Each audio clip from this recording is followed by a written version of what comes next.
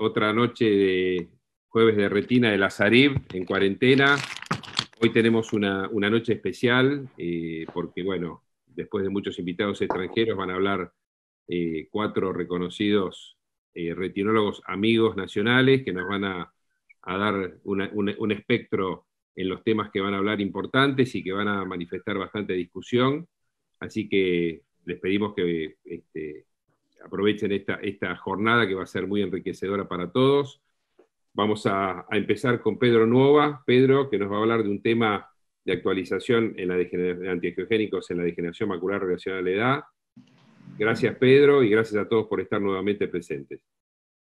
Muchas gracias, Andrés. Vamos a compartir la pantalla. Gracias a la Sarib y a ustedes por permitirme hacer esta presentación.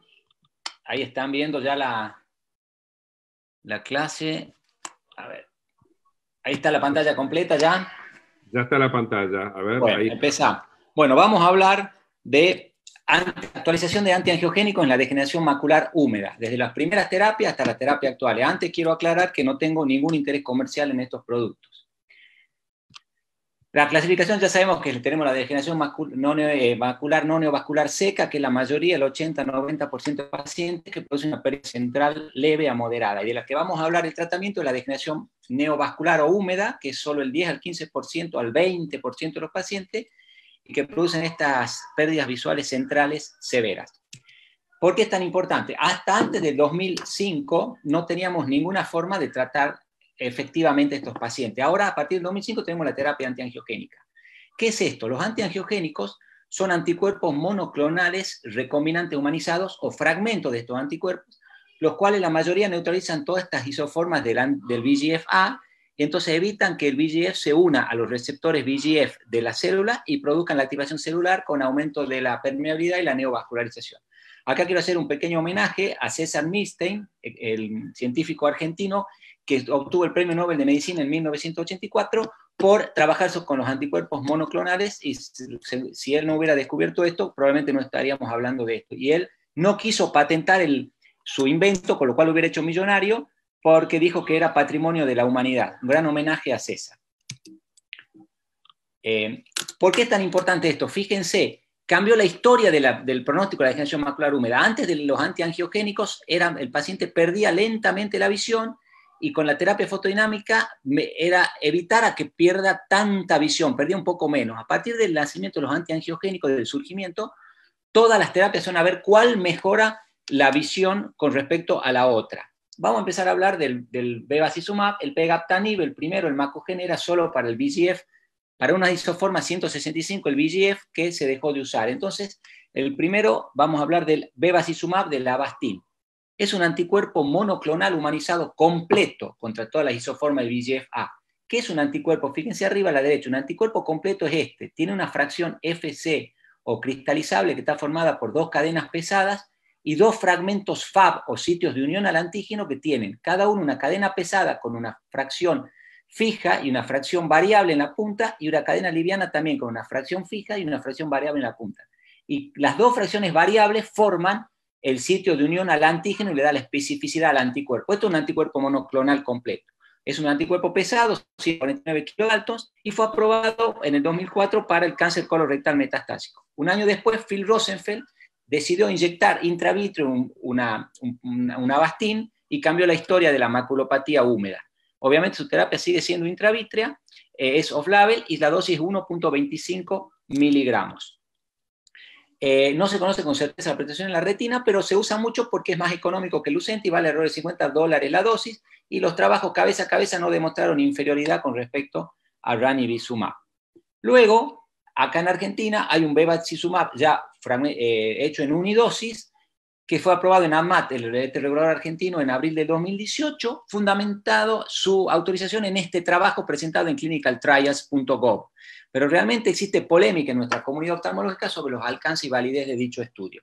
La dosis es similar a la Avastin, 1.25 miligramos, y su costo es 10 veces más a la dosis de Avastin, aproximadamente $500 por dosis.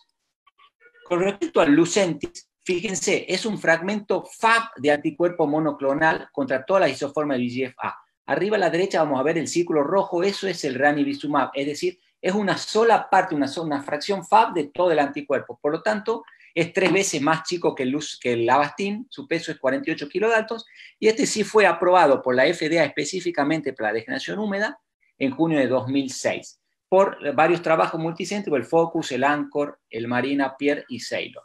Se aprobó con un esquema de una dosis de carga de 3 inyecciones mensuales y luego dosis fijas mensuales, aunque luego pasamos a PRN, es decir, según necesidad.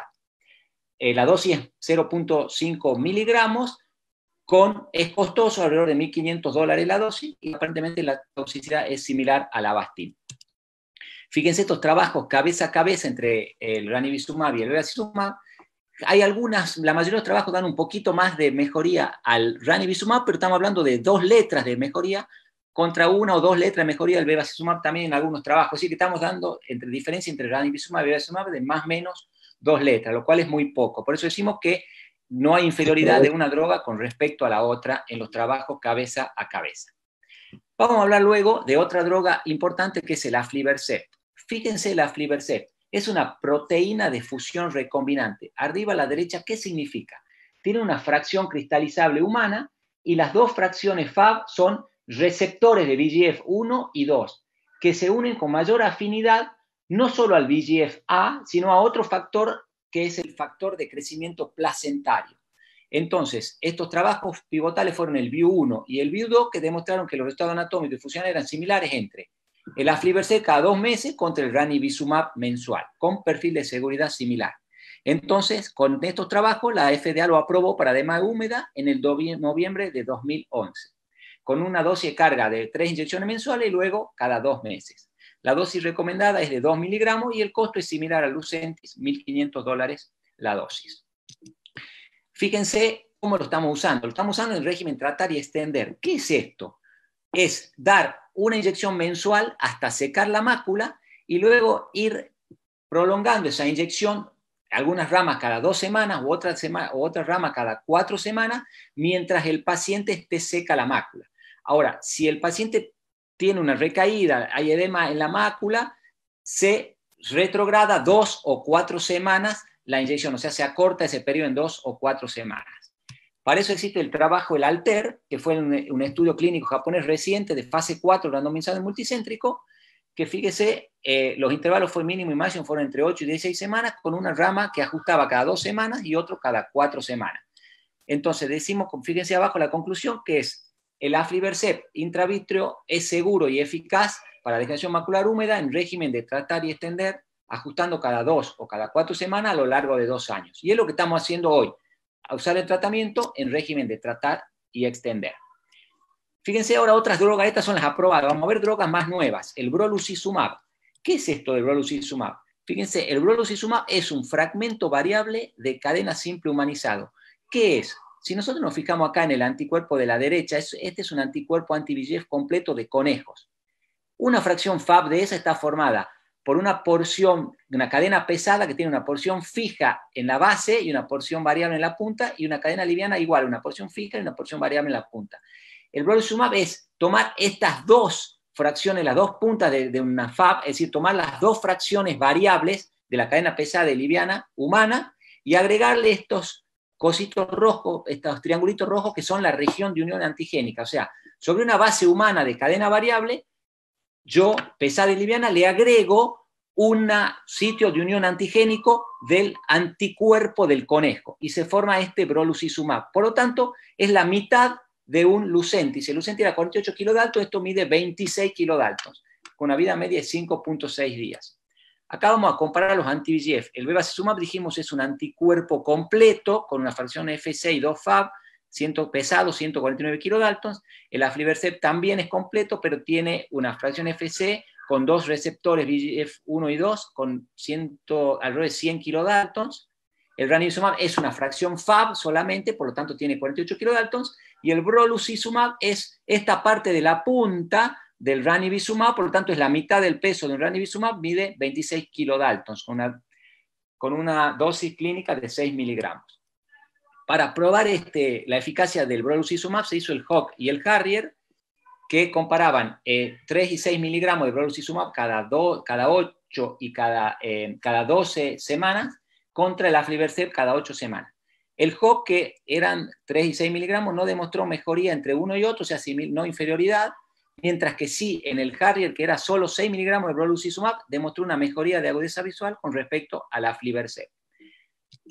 Ahora, con respecto al espesor macular central, siempre fue mejor, es mejor el brolucizumab, tanto en el HOC como en el Harrier, y esto es muy interesante, fíjense, el fluido intrarretinal y el subretinal fue casi un 33%, un tercio menos de los pacientes en el grupo de brolucizumab, tanto de 3 como 6 miligramos, no tenían líquido intra ni subretinal, y también se comprobó en el fluido subretinal, es decir, un 33%, un tercio menos de los pacientes tenían fluido en el grupo del brolucizumab.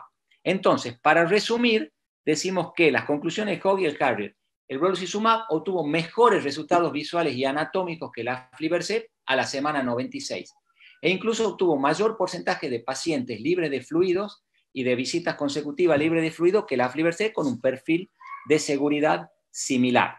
Entonces, con estos trabajos pivotales, recibió la aprobación de la FDA para edema húmeda hace poco, en octubre de 2019, con una dosis de carga de 3 inyecciones mensuales, y luego podemos inyectar cada 12 semanas, es decir, ya no cada 8 como el aflibercept, sino cada 12 semanas o 3 meses. La dosis clínica eran 6 miligramos. Y el precio es un poquito más caro, $1.850 la dosis, que lo demás. Hasta acá venía todo bien, la panacea, estábamos esperando que llegue a Argentina, pero el 23 de febrero de 2020 la Asociación Americana de Especialistas en Retina empezó a reportar 14 casos de vasculitis, 11 de los cuales eran vasculitis oclusivas. Y esto se repitió en Europa. Digamos, la agencia europea también dijo alerta a esto. Entonces, volvemos a los trabajos. ¿Qué sabemos de los trabajos? Fíjense los pivotales. El brolucizumab tenía un poquito más de inflamación, 4.4% con respecto al aflibercept, 0.8%. Pero no había incidencia de pérdida de visión en los dos grupos, no había diferencias. ¿Qué es lo que sabemos hasta ahora? Bueno, se creó un comité de investigación independiente, y los últimos reportes del 27 de marzo del 2020, sabemos que se inyectaron 70.000 viales del brolucizumab en 37.000 pacientes, y que hasta ahora tenemos 26 ojos de 25 pacientes con vasculitis, 88% mujeres, y que habían recibido anti-VEGF previo y no tenían inflamación previa, reporte de inflamación previa. O sea, acá tenemos que hacer un parate, decir, si 26 y vasculitis es mucho o es poco. Bueno, depende de la cantidad que se inyectaron. O sea que si se inyectaron 70.000 viales sobre 37.000 pacientes, la incidencia es más baja que los estudios pivotales, 0.07%. Acá abajo podemos ver una vasculitis, un paciente que sufrió la vasculitis. Fíjense acá abajo en la arcada temporal inferior cómo está la oclusión de la arteria, y se repite en algunos otros sectores de la retina. La mayoría se produjo después de la primera inyección o después de la segunda inyección, y la mayoría fueron vasculitis oclusivas. El problema no es la incidencia, el problema es la severidad del cuadro. Fíjense abajo, en todos los ojos que pudieron seguirse más de 60 días, o sea, 8 pacientes, la mitad, 4 pacientes, tuvieron una pérdida visual severa, o sea, menos de 20/200 o más de 3 líneas de pérdida de visión. Es decir, que estos eventos no serían, el problema no sería la frecuencia de que se produce, sino la severidad cuando se produce. Entonces, estamos a la espera de los resultados de la conclusión de la comisión. Otra droga es el abicipar pegol, que es parecido, que es una darpina a la cual le sumamos un polietilenglicol y en la punta del abicipar, que lo hace, es una isoforma soluble de todo el VEGF-A, que es parecido al brolucizumab, y tenemos los trabajos de fase 3, CEDAR y SEQUOIA, que no demostraron inferioridad al usándolo cada 8, cada 12 semanas con respecto al ranibizumab mensual. Pero sí, la única diferencia fue que tuvo un 15% de uveitis, o sea, incluso mayor que el brolucizumab, todo en el primer año. Se creyó que era por el polietilenglicol, entonces se modificó su proceso y se hizo un trabajo de fase 2, el MAPLE, que también demostró que bajó la incidencia de inflamación intraocular, pero sigue siendo alta, un 9%. Por lo tanto, todavía no recibió aprobación. Y después vamos a hablar del faricimab, que es la primera vez que empezamos a hablar de un anticuerpo biespecífico, que es anti-VEGF-A y anti-angiopoyetina 2. ¿Qué es la angiopoyetina? Es una molécula que inhibe la estabilización y maduración del vaso y que permite que la célula responda más ante el estímulo del VEGF. Vamos a ver acá un esquema. En general, la angiopoyetina 1 se une al receptor TAI2 y produce una estabilización vascular. Cuando hay un switch angiogénico, los niveles de angiopoyetina 2 se incrementan, inhiben competitivamente a la angiopoyetina 1 e inactivan el receptor TAI2. Entonces se produce pérdida de pericitos, inflamación, inestabilidad de la membrana celular y hace que esa célula sea más sensible al VEGF. Entonces viene el VEGF y promueve su drenaje vascular y la neovascularización. Entonces, por esto se creó el faricimab, que es una molécula biespecífica. ¿Qué es esto? Tiene una fracción cristalizable modificada para reducir la exposición sistémica y el potencial inflamatorio, y tiene una fracción Fab anti-VEGF y una fracción Fab anti-angiopoyetina 2 para bloquear esto. Se diseñaron estudios para la degeneración macular, el Avenue y el Stairway, que demostraron el Avenue y el Stairway, o sea, el faricimab cada 12 y 16 semanas, comparado con ranibizumab cada 4 semanas, no demostró inferioridad en cuanto a cambio de agudeza visual, a mejoría de agudeza visual, a 3 líneas, a espesor macular central y a tamaño de la lesión vascular. Concluyendo el grupo de faricimab, podemos decir que esta inhibición competitiva mostró potencial de durabilidad incrementada. Fíjense este dato, casi 2/3 de los pacientes tratados con faricimab no tenían enfermedad activa 12 semanas después de la última dosis de carga. Entonces esto nos permite mover hacia un trabajo de fase 3 que está desarrollando, que se llaman Tenaya y Lucerne, y es comparar el faricimab en dosis flexible cada 16 semanas con el aflibercept cada 2 meses o 8 semanas, y el endpoint está a la semana 48 y a la semana 112. Este trabajo ya se terminó el enrolamiento a fines de 2019 y estaremos a fin de año esperando los primeros resultados. Otra forma esto es un solo pantallazo, hay los llaman ABC, son conjugados de biopolímeros y anticuerpos, es decir, agregar estos anticuerpos que estamos estudiando a un biopolímero de alto peso molecular y óptimamente claro por una unión estable, y que unimos las ventajas probadas de los anticuerpos con las ventajas del biopolímero, que sería más durabilidad ocular y más biodisponibilidad.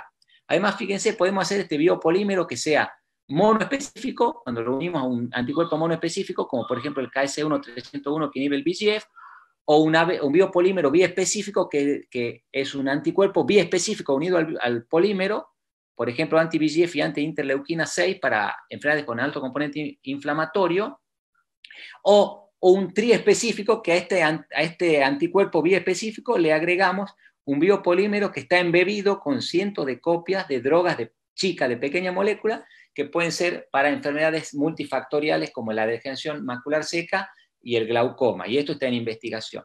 Entonces, fíjense que ya en este trabajo del KSI-301, un trabajo fase 1B, podemos ver que es seguro, que es eficaz y que podemos aumentar la durabilidad. Entonces ya estamos hablando de que podemos llegar a durar 3 a 5 meses en la degeneración macular húmeda. Entonces de ahí se está, digamos, tratando el estudio DASLE pivotal de KSI-301 para comparar con el aflibercept en degeneración macular neovascular.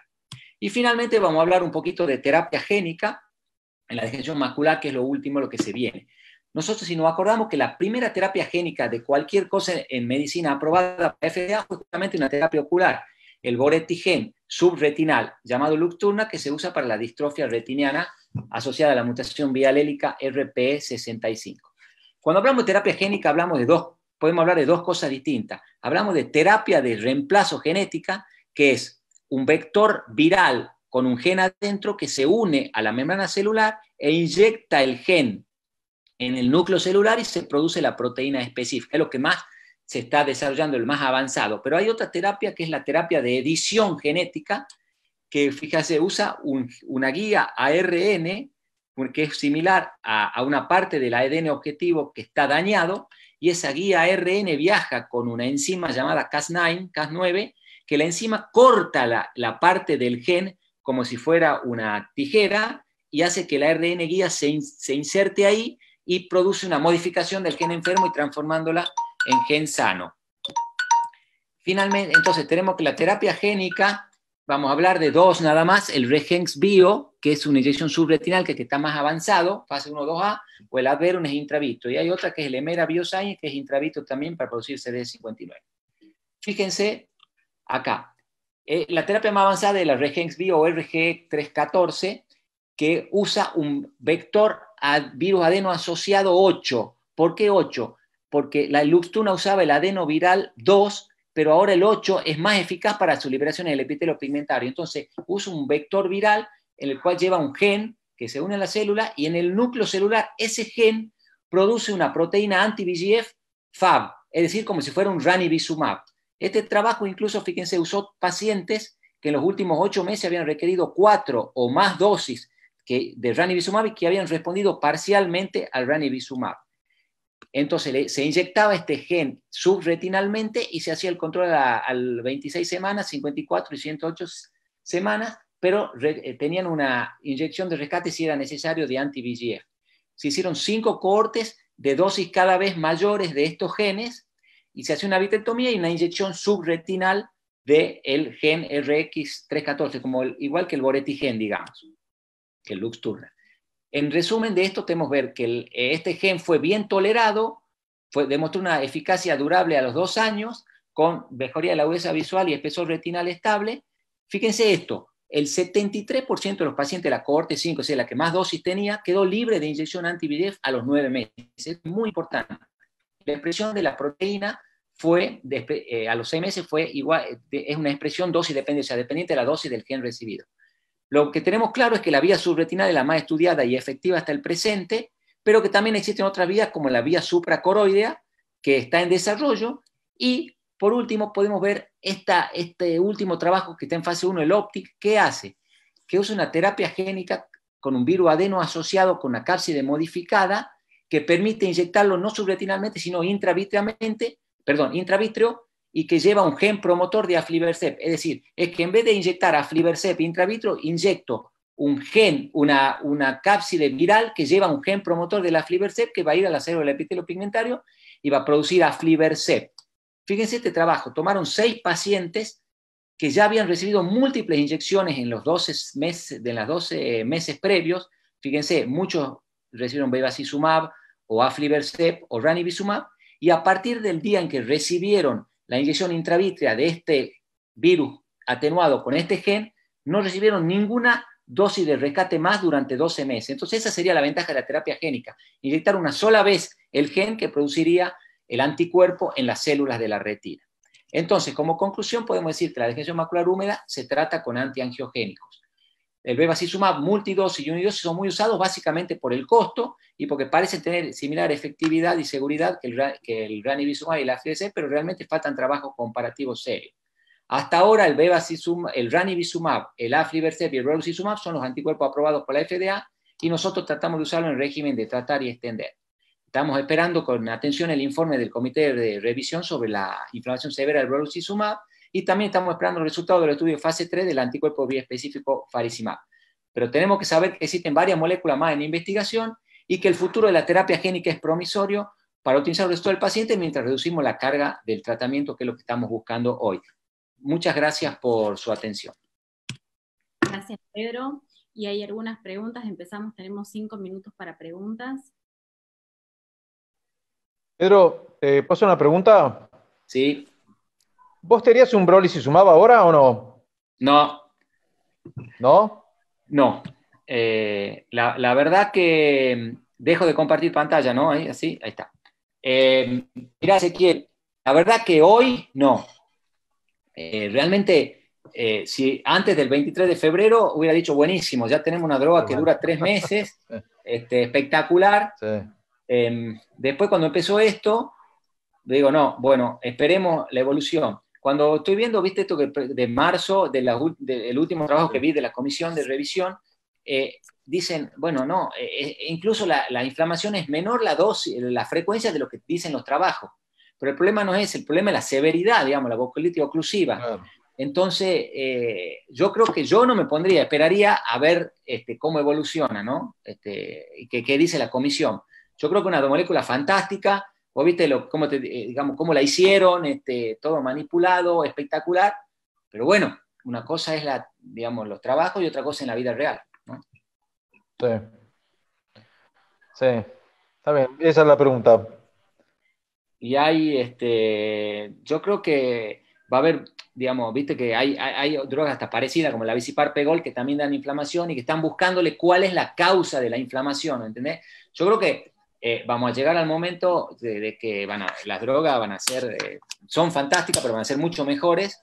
Y no solo tenemos, a ver, ¿por qué puse el tema de la terapia génica? Porque no solo tenemos que tener el concepto del anticuerpo en sí, sino que se está tratando de poner un gen que produzcan los anticuerpos en la misma célula del paciente, entonces inyectar mucho menos, ¿entendés? Yo creo que dentro de 2 o 3 años va a ser totalmente diferente a lo que estamos viendo ahora, ¿no? Está bien. ¿Y leíste algo de la ¿encontraste algo de la fisiopatología de la vasculitis? No, no hay nada de eso, ¿no? No, del brolucizumab no. Por ejemplo, de la Biciparpegol se dice que era el polietilenglicol, pero del otro no.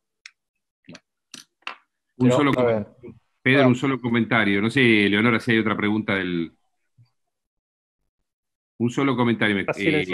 ¿Viste, Tamer, el año pasado en la SARIB nos mostró una aguja para inyectar justamente subretinalmente sin vitrectomía? Sí. Yo creo, ¿qué opinás con respecto a eso? Porque yo creo que no va a ser necesario cuando si tenemos la suerte de hacer terapia génica subretinal, llegar a hacer vitrectomía. Tal vez directamente con la aguja y observando el polo posterior, como de hecho con los sistemas de visualización se puede hacer, me parece que vamos a poder llegar rápido sin tener que hacer una cirugía, como ya sabemos, ¿no? Sí, yo creo que sería buenísimo. No sé si va a ser, digamos, si se va a imponer en el futuro, porque vos fíjate que, digamos, la terapia subretinal a través de una vitrectomía previa es lo que está impuesto hasta ahora por el trabajo del Luxturna, ¿sí? A partir de eso se hace el RGX314 que, digamos, copia un poco al Luxturna, a Luxturna, en el sentido de cómo se administra, pero le varía el gen, o sea, el vector viral en vez de ser adenovirus 2, es un adenovirus 8, que sería más específico para la célula epitelio pigmentario, en primer medida. Y después ya hay una variante de la inyección de la supracoroidea, o sea, yo creo que, digamos, no nos vamos a quedar solo de inyectar subretinal, sino que estamos investigando, se está investigando supracoroideo y además intravitrio, como el último trabajo que mostré de producir alfredec. Yo creo que si se logra eso, va a ser mucho más fácil, mucho mejor, digamos, es como una inyección intravítrea. En vez de un anticuerpo, un gen, ¿no? Un virus con un gen adentro. Bueno, muy interesante tu charla y da para hablar bastante, pero si no nos vamos a quedar sin tiempo. Gracias, Pedro. Bueno, muchas Santiago. gracias. Bueno, segunda charla entonces. Nos va a hablar Juan, el doctor Juan Manuel Cortalesi. ¿Compartís tu charla, Juan? Dale. Membrana limitante interna. ¿Qué hacemos en la cirugía macular con ella? Si la extraemos, si la dejamos, él nos va a contar. Bueno, fenómeno. Muchísimas gracias por la invitación y vamos a tratar de mantenernos un poco en el tiempo, así le damos cabida a todos. La idea de hoy es no mostrar cirugía, sino empezar a pensar un poquito por qué las hacemos y si está bien que las hagamos, cómo las hacemos o variaremos a futuro nuestras decisiones. Se cambió. ¿Por qué se cambió? Qué bueno. Esperen, dame un segundito. Ahí está. Bueno, y se sigue cambiando. Perfecto. Vamos ahí.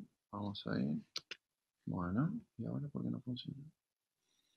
Dame un segundo. Ahí está. Bueno, vamos a hablar un poquito de la membrana limitante interna y como vemos acá en diferentes imágenes que tenemos un corte histológico, un dibujo de un preparado histológico y la típica imagen del OCT. Vamos a hablar simplemente de la membrana más superficial que tenemos a nivel de la retina, que mide apenas unos micrones, alrededor de 2 a 4 micrones, y que va a estar un poquito más engrosada en diferentes patologías. Como vemos en sí, la membrana limitante interna es la capa más superficial de la misma retina, como decíamos hoy, y está conformada por los pies, digamos, de las células de Müller, ¿sí? Por colágeno, por laminina y por fibrina. Y el tema que tenemos que determinar bien es si la extraemos o no, y por qué la extraemos y si esto tiene alguna consecuencia al extraerla. La mayoría de las patologías maculares que manejamos hoy en día tenemos de alguna forma un manejo de ellas. El agujero macular quizás es en la incidencia de las patologías que tenemos, es en el cual más se maneja, se modula, se extrae, se limita, se cerciona la membrana limitante interna. Pero como vemos ahí también tenemos un montón de otras en las cuales, dependiendo un poco de la decisión del médico, podemos hacer la manipulación o no de la misma.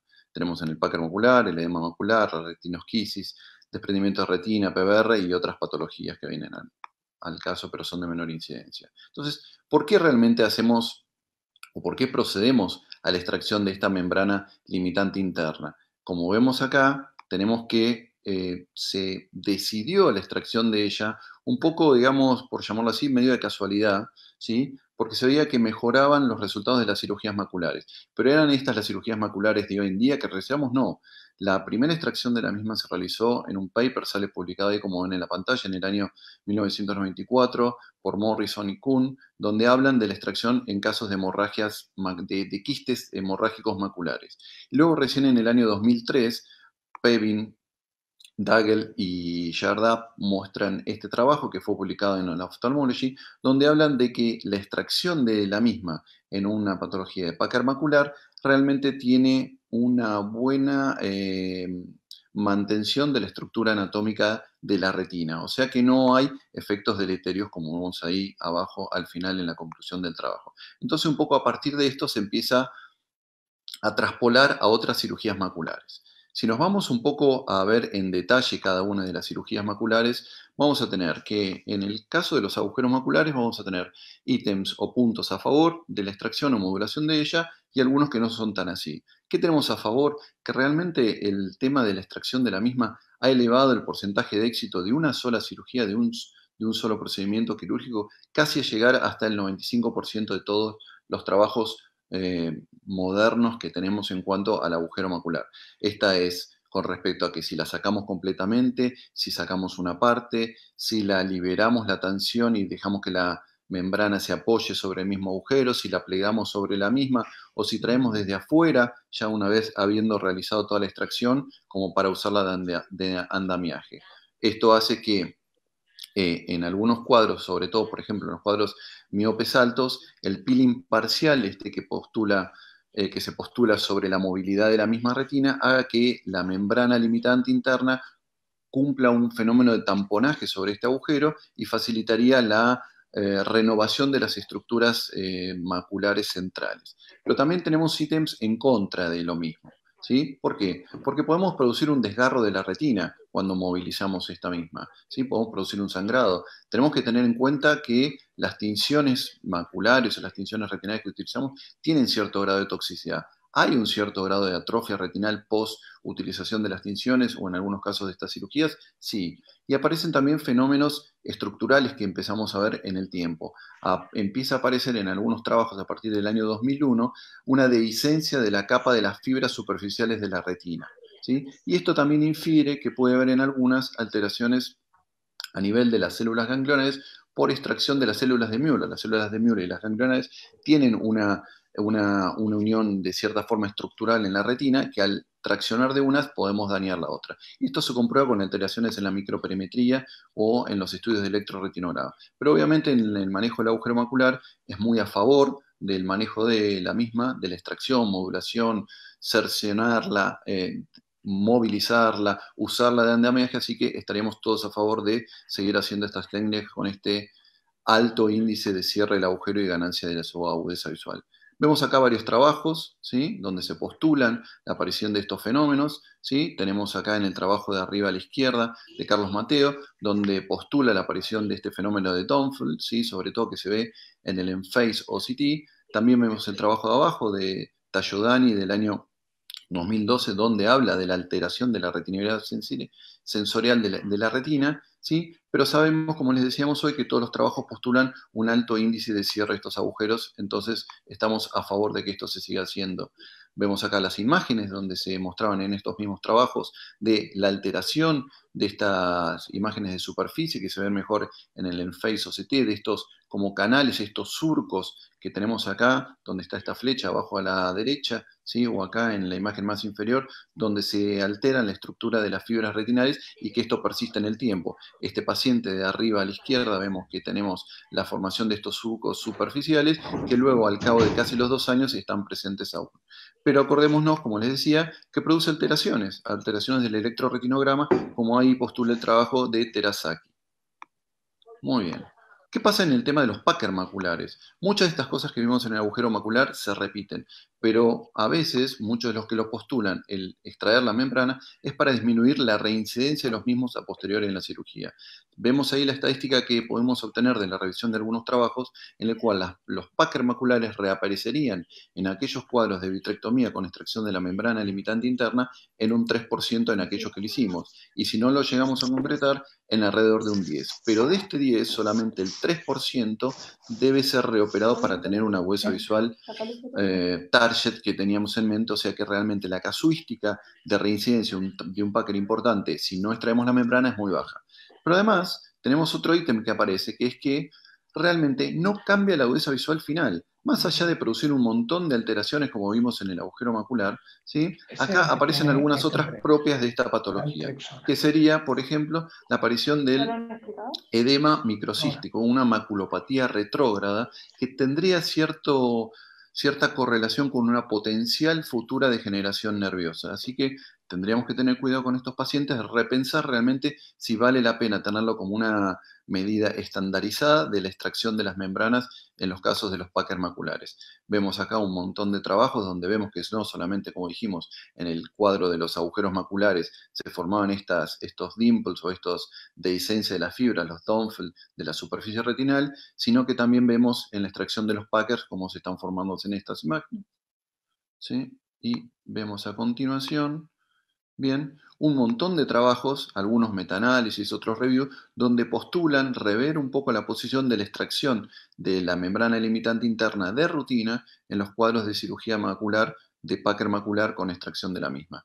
Tengamos en cuenta entonces que no mejora la agudeza visual y hasta en algunos casos la puede enlentecer en su visión final de ganancia. Muy bien. Este es el ítem que les decía recién, además, de la aparición, de esto apareció hace poquito en la revista Retina, ¿sí? De la aparición de una maculopatía retrógrada, donde hay edema microcístico, ¿sí? Vemos acá en la imagen del intermedio, ¿sí? Y donde además hay alteración a nivel de los espesores de las diferentes capas de la retina. Vemos que hay una disminución de la capa de las ganglionares, hay una atrofia de las mismas y hay un aumento a nivel de la nuclear interna, o sea, hay una elongación de unas y un afinamiento de las otras. Más allá que la incidencia de estos edemas microcísticos pueden estar presentes previo a la cirugía, aumentan hacia posteriori en algunos casos. Así que tenemos que también tener en cuenta esto que puede llegar a aparecer y connotar algún tipo de alteración a nivel del nervio óptico. ¿Qué pasa en la retinosquisis miópica? Muchos trabajos hablan a favor. ¿Por qué? Porque relajaría la tensión de las mismas, ¿sí? O sea, sobre la estructura retinal, relajaría esa estructura, posibilitaría que esa retina migre bien, se apoye bien sobre el epitelio pigmentario y sobre todo del área foveal. Pero esto parecería no ser tan así, además de no mejorar la agudeza visual. Esto que lo postula algunos metaanálisis recientes, hablan que aquellos pacientes a los cuales no se le realiza la extracción de la limitante, no solamente la agudeza visual es similar, sino que además se evitaría, ¿sí?, una posible generación de agujeros maculares centrales. Lo que postulan es mejor dejar un CAF central y no hacer completamente el peeling de la misma. Acá vemos algunos trabajos. Si vemos el trabajo de arriba a la derecha, el que tiene la cruz roja, es un metaanálisis de al cabo de 3 años donde postula que no solamente no se generan estos agujeros, sino que además bajan las incidencias de los desprendimientos de retina a posteriori de los cuadros por la manipulación de la misma en esas retinas tan finas, atróficas y en esos ojos tan largos. Muy bien. Siempre se habló un poco del edema macular diabético, qué pasaba con estos cuadros, qué teníamos que hacer. Siempre se dice que en aquellos cuadros que tengamos un edema macular traccional, está obviamente indicada la vitrectomía con liberación de esas tracciones, eso mejoraría toda la estructura retinal y estaría asegurada una mejor ganancia de agudeza visual. Pero en aquellos cuadros que no tenemos un cuadro traccional, ¿sí?, meramente el hecho de sacar la membrana limitante interna, ¿sí?, no mejora la visión. Lo que sí hace en un gran porcentaje de los casos, en alrededor de un tercio, es que mejora el espesor retinal de dicha retina, ¿sí? Y sobre todo produce un adelgazamiento de la retina temporal. Vemos acá, ¿sí?, que la agudeza visual mejoraría levemente en algunos, y si analizamos algunos de los trabajos donde se postula esto, hay algunos que tienen algún grado de antigüedad, estos trabajos, donde eran autores japoneses, donde postulaban que se ganaba agudeza visual, pero también se le realizaba un procedimiento combinado en ellos, había que destacar esto, que no solamente se operaban de vitrectomía, que a su vez se le hacía una facovitrectomía, o sea, un procedimiento combinado. Si vemos los metaanálisis que han surgido a posteriori de algunos trabajos, realmente no hay una abultada, digamos, decisión de hacerlo, ya que no generaría una ganancia en el tiempo de la agudeza visual más allá del afinamiento retinal que provoca, ¿sí? No hay una ganancia de la misma sobre la agudeza visual potencial que ese paciente tendría, comparando estudios en los cuales se han tomado grupos control y se han revisado. Hay dos trabajos que vemos acá, uno es el de Rinaldi, que vemos acá en el centro superior, donde tiene un grupo de 620 pacientes, hace un estudio comparativo de 320 cada uno, en algunos se hace el peeling, en otros no, y realmente él no descubre ningún grado de diferencia significativa a nivel de los resultados. Y este estudio es interesante, el que tenemos superior derecha, donde es un metaanálisis de autores coreanos, ¿sí?, donde se revé alrededor de 1.400 papers, trabajos, publicaciones, ¿sí?, y llegan a la conclusión que la diferencia de agudeza visual es realmente muy sutil en aquellos cuadros que están comparando. O sea que la agudeza visual realmente no se modificaría, ¿sí? Dos ítems por último que quedarían a hablar en el poco tiempo que nos queda. ¿Qué hacemos en el desprendimiento de retina? Hay algunos que están extrayendo la membrana limitante interna, ¿sí?, aduciendo que habría una diferencia en la agudeza visual a posteriori de los pacientes operados. Realmente esto no se presenta, ¿sí? Disminuye sí la incidencia de los Packer secundarios, como vemos acá en la imagen que tenemos, ¿sí?, disminuye la incidencia del Packer secundario, pero no incide en el resultado final tanto en las posibilidades de redesprendimiento del paciente como en la incidencia de PBR, más allá de que se producen fenómenos que se están produciendo en los peeling de los Packer maculares o de los agujeros maculares, que hay un desplazamiento hacia nasal de esa retina con atrofias de las áreas temporales. Vemos acá algunos trabajos donde postulan esto, ¿sí? Y vemos acá donde tenemos estos gráficos de corrimiento de las zonas centrales foveales, ¿sí?, con respecto al prequirúrgico, y estas atrofias temporales de los pacientes, ¿sí?, con un engrosamiento del área nasal, más allá de la aparición de estos fenómenos que se producían en la superficie de las máculas tratadas. Cuanto más superficie de la membrana extraemos, más alteraciones superficiales se producen sobre los ojos o sobre las retinas de dichos pacientes. Y reivindicando que la agudeza visual final realmente no se modifica. Así que bueno, para resumirles en un esquema, tendríamos que decir que no es claro si ayuda al resultado final en el Packer macular, la agudeza visual no aumentaría, ¿sí?, evitaría sí la reincidencia, pero con una bajos números comparativos, ¿sí?, y esta reincidencia realmente es baja con técnicas modernas de hoy en día. En cuanto a qué pasaría al agujero macular, es realmente donde más determinante es del éxito anatómico el manejo, la manipulación de dicha membrana. No sería conveniente en las retinoesquisis miópicas que no presentan agujeros maculares previos a la cirugía, por tanto la fototoxicidad como la generación de estos agujeros maculares nuevos. En la diabetes no incidiría en una mejoría de la agudeza visual, o sea, no tendríamos más ganancia de agudeza visual, y en los cuadros de desprendimiento de retina, ¿sí?, no modificaría la reincidencia del DR y tampoco modificaría o disminuiría la incidencia de la tasa de PBR. Así que bueno, esto es todo, espero que les haya servido, muchas gracias. ¿Cuánto? ¿Se puede preguntar o no? Gracias, Bien. Juan, espectacular, muy bien, ¿eh? Por favor. Dale, Ezequiel, pregunta. Juan, dos preguntas. Dale. ¿Alguna vez usaste el hipertónico intraocular al 50% para que disminuya el edema de macular diabético y sacar la membrana? No, la verdad no. Sí usé el suero frío que se va a precipitar más hacia el fondo, pero no el hipertónico. No, la verdad que no. No. Y la otra es, porque yo cuando opero el Packer macular, la verdad es que no sé cuándo parar. Es que yo que no me doy cuenta todavía bien, pero a veces por tratar de parar, no estoy sacando el Packer o la IM, por ahí pasa a mí solo. Bueno, mira, ahí ¿Puedo tenés sacar todo? dos. Pasa vos. Se te escucha mal, Ezequiel, pero creo Se que te oye mal, entendí Ezequiel. la pregunta. A ver, tenés diferentes Acercate tinciones. Tenés diferentes tinciones que tienen más una estructura a la otra. El viejo azul tripante tenía más el Packer, el azul brillante hoy te tiene más la limitante. Con ICG, que no usamos en nuestro medio, pero que usan mucho los americanos, se ve muy bien la limitante. Realmente a mí mover por los videos que he podido observar y ver casi en vivo, tiene el contraste más alto que he logrado ver. Y un tema es, bueno, tratar de no hacer daño siempre, como siempre, ¿no? O sea, vos muchas veces en aquellos Packers que empezás a manipular la limitante, a la larga si manipulás mucho la estructura macular, se forma edema y ahí perdés un poco la visualización. La retinción en esos casos te ayuda a algo, pero en algunos casos pueden quedarte restos, ¿sí? No sé si interpreté la pregunta, pero creo que iba por ese lado. Sí. Juan, ¿me escuchás? Sí, Juan, ¿me escuchás? sí, por favor. Impecable la presentación, aparte me gustó mucho la revisión bibliográfica que hiciste completa de temas que parecen que están ya cerrados y consensuados y cómo la bibliografía a veces puede darnos una vuelta de página y modificar conductas que aparentemente están establecidas y no lo están. Te hago una pregunta, ya que has estudiado el tema con tanto detalle.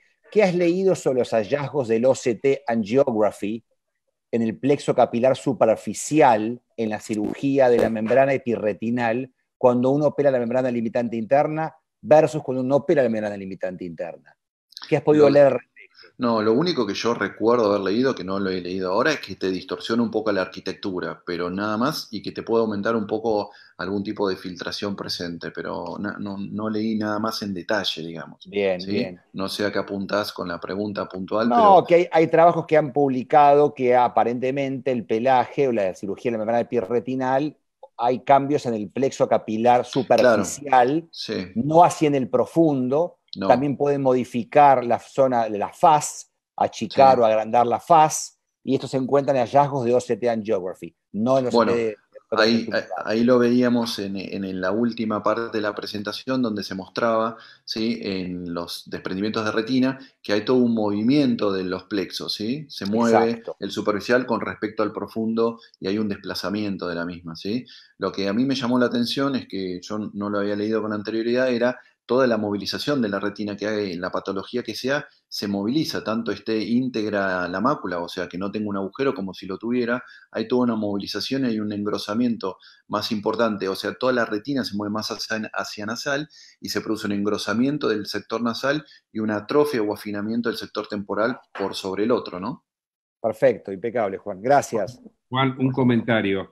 Sí. Vos sabés que no hay duda que en el agujero macular hoy la técnica de elección es, por supuesto, en la primaria, sacar la limitante interna, haciendo pliegue, haciendo la flor, bueno, lo que uno le guste, lo que uno tenga la costumbre, ¿no? Inclusive está en duda si es muy reciente y es muy pequeño el agujero hasta dejar la limitante interna. Bueno, sí, a partir del 2 está indicado seguro y en los principales no, en los iniciales no. Y después hay un metaanálisis que hizo el ITU, que es muy interesante, porque vieron que había una tendencia inicial de que todas las membranas epirretinales se retenía para sacar la limitante interna y de esa manera evitar la recidiva. Se comprobó que la recidiva es baja y de esa recidiva solamente un 5 al 10% requiere nueva cirugía. Bueno, por eso yo lo ponía. Perdón, claro. Por eso yo lo ponía ahí, que alrededor de los promedios son alrededor de un 3% que necesitaría una reoperación de los que se les trae, y de los que no se extrae hay una recidiva de un 10, pero ese 10, entre el 3 y el 5, es los que se tendrían que reoperar como para tener su máxima ganancia potencial de agudeza visual. O sea que lo que muchos hacemos, de los cuales yo me incluyo, de hacer el peeling de la limitante interna estándar o estandarizado para los Packer, habría que revisarlo. Y él dice ahí, como que lo puse ahí, estaba el trabajo de él de la retina, que hay que revisarlo para aquellos casos muy severos o con características especiales, ¿no? Yo creo que uno, cuando saca la membrana epirretinal, muchas veces ya nos llevamos la limitante interna. De hecho, cuando hacemos la retinción, muchas veces no la vemos y sale en forma de bloque, pero bueno, esto es una cosa importante porque esa cosa de volver a entrar y volver a teñir y volver a iluminar y volver a toquetear la retina, estamos haciendo más daño que si potencialmente recidiva y entra en ese porcentaje de recirugía del 5%, ¿no? Esto sobre todo, nosotros un poco ya lo sabemos, es más que nada para la gente joven, que se entusiasma y que, bueno, con la visualización de las tinciones uno tiene tendencia a seguir operando, ¿no? Sí, además que no cambia la agudeza visual. Ese es el corolario final del Packard. No cambia la agudeza visual. Bueno, Eleonora. ¿Hacer un comentario, Andrés? también del chat. Sí, Artur. sí, Arturo. No, que a mí me parece importante, felicitaciones Juan ante todo por la charla. Muchas A mí gracias. me parece importante retener para ver si nos quedan restos Sí. de membrana epirretinal. Tal cual, tal cual. Yo hace un tiempo que ya la membrana limitante interna no la saco, porque como Juan bien demostró, digamos, la incidencia de recurrencias es muy baja y a veces uno tiene que poner, diríamos, como vos decís, Andrés, para los más jóvenes, poner en la balanza riesgo-beneficio. La cirugía de Packard macular, con la simple extracción del Packard, tiene un pronóstico que hoy es relativamente bastante bueno. En cambio, si nosotros le sumamos a esa técnica quirúrgica la extracción de la membrana limitante interna, vamos a agregarle un riesgo o posiblemente una iatrogenia al querer quitar la membrana si nosotros producimos alguna lesión o alguna ruptura de la retina. No nos olvidemos de quitar la membrana en estos pacientes. Es mucho más difícil de lo que es hacer una limitorrexis en un paciente que tiene un agujero macular, por ejemplo, porque la membrana está mucho más, diríamos, adherida y es mucho más friable también. Entonces, evaluando riesgo-beneficio, yo creo que hoy los pacientes que tienen, diríamos, Packard macular, y esto lo vimos en la revisión que hicimos con LITE, de la cual yo participé, en donde creo que tenemos que abocarnos exclusivamente a la extracción del Packard macular. Tal cual. Tengo una Gracias, pregunta Arturo. en Sí, Leonora. antes de pasar a la siguiente disertación. Acá pregunta Santiago Gons sobre el tema donde todavía no queda tan definido si pelar o no pelar en el edema macular diabético. A ver qué opinás, Juan, porque algunas veces se decide operar y pelar la limitante en los casos donde el edema es difuso y hemos probado mucha cantidad de inyecciones intravítreas sin resolución. Y por eso, si el endpoint es la agudeza visual, por ahí eso no es lo que tanto estimularía a un cirujano elegir la técnica, sino la resolución final del edema para que no siga bajando la agudeza visual.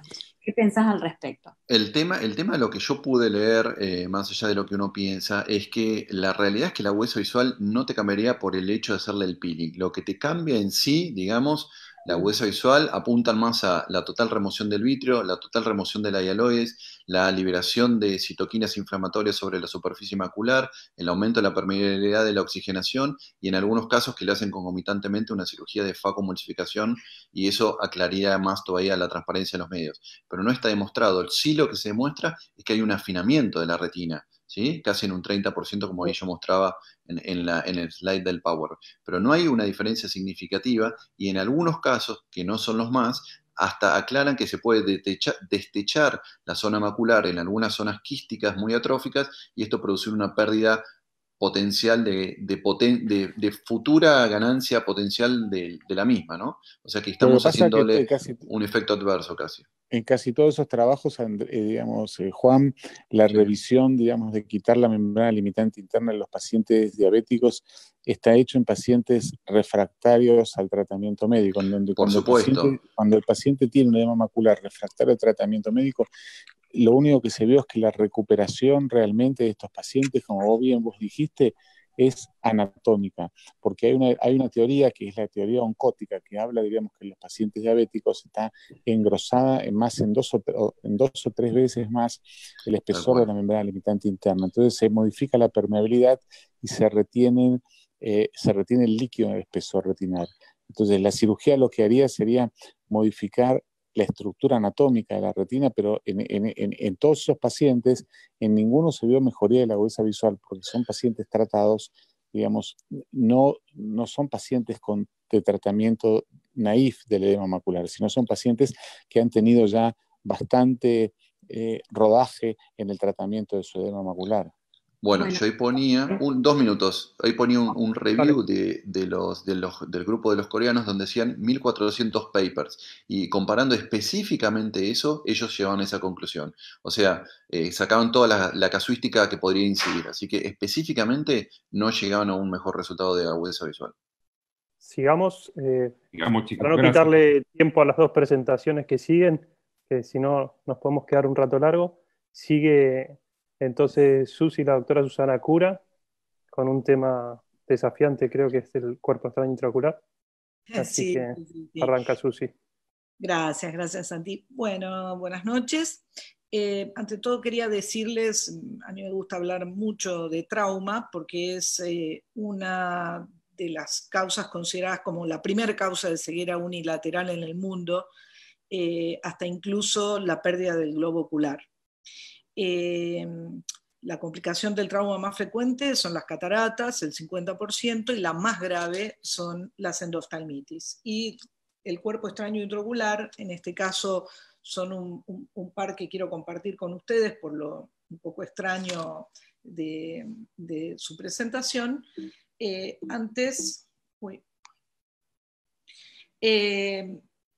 Voy a hacer una breve introducción. Las heridas del globo ocular pueden ser a globo cerrado y abierto, y dentro del globo abierto tenemos la presencia del cuerpo extraño intraocular. Se da en las heridas penetrantes o en el trauma ocular, un 10% está comprometido con un cuerpo extraño intraocular, se da más en varones jóvenes por el tipo de tarea que hacen. Generalmente está involucrado el metal en el mecanismo de la lesión, la mayoría son pequeños y pueden involucrarse otros materiales como el vidrio, piedra, pestañas, maderas y espinas, de los cuales vi absolutamente todos. Y por lo general no están usando gafas protectoras. La extensión de la lesión puede estar dada por el tamaño del objeto. Por supuesto, no es lo mismo un cuerpo extraño intraocular de menos de 2 milímetros o de 3 milímetros que un balín o que una bala. Por la velocidad que tiene el impacto del cuerpo extraño, el momento del impacto y la composición del objeto. El momento del impacto puede ser que el paciente, por ejemplo, justo haya pestañeado. Me ha pasado de ver cuerpos extraños intraoculares que entran por el párpado y luego comprometen el globo ocular. Y la composición del objeto, si son de tipo metálicos, no metálicos, inertes o no. La puerta de entrada, el 65% es la córnea, siendo un 25% la esclera y el limbo un 10%.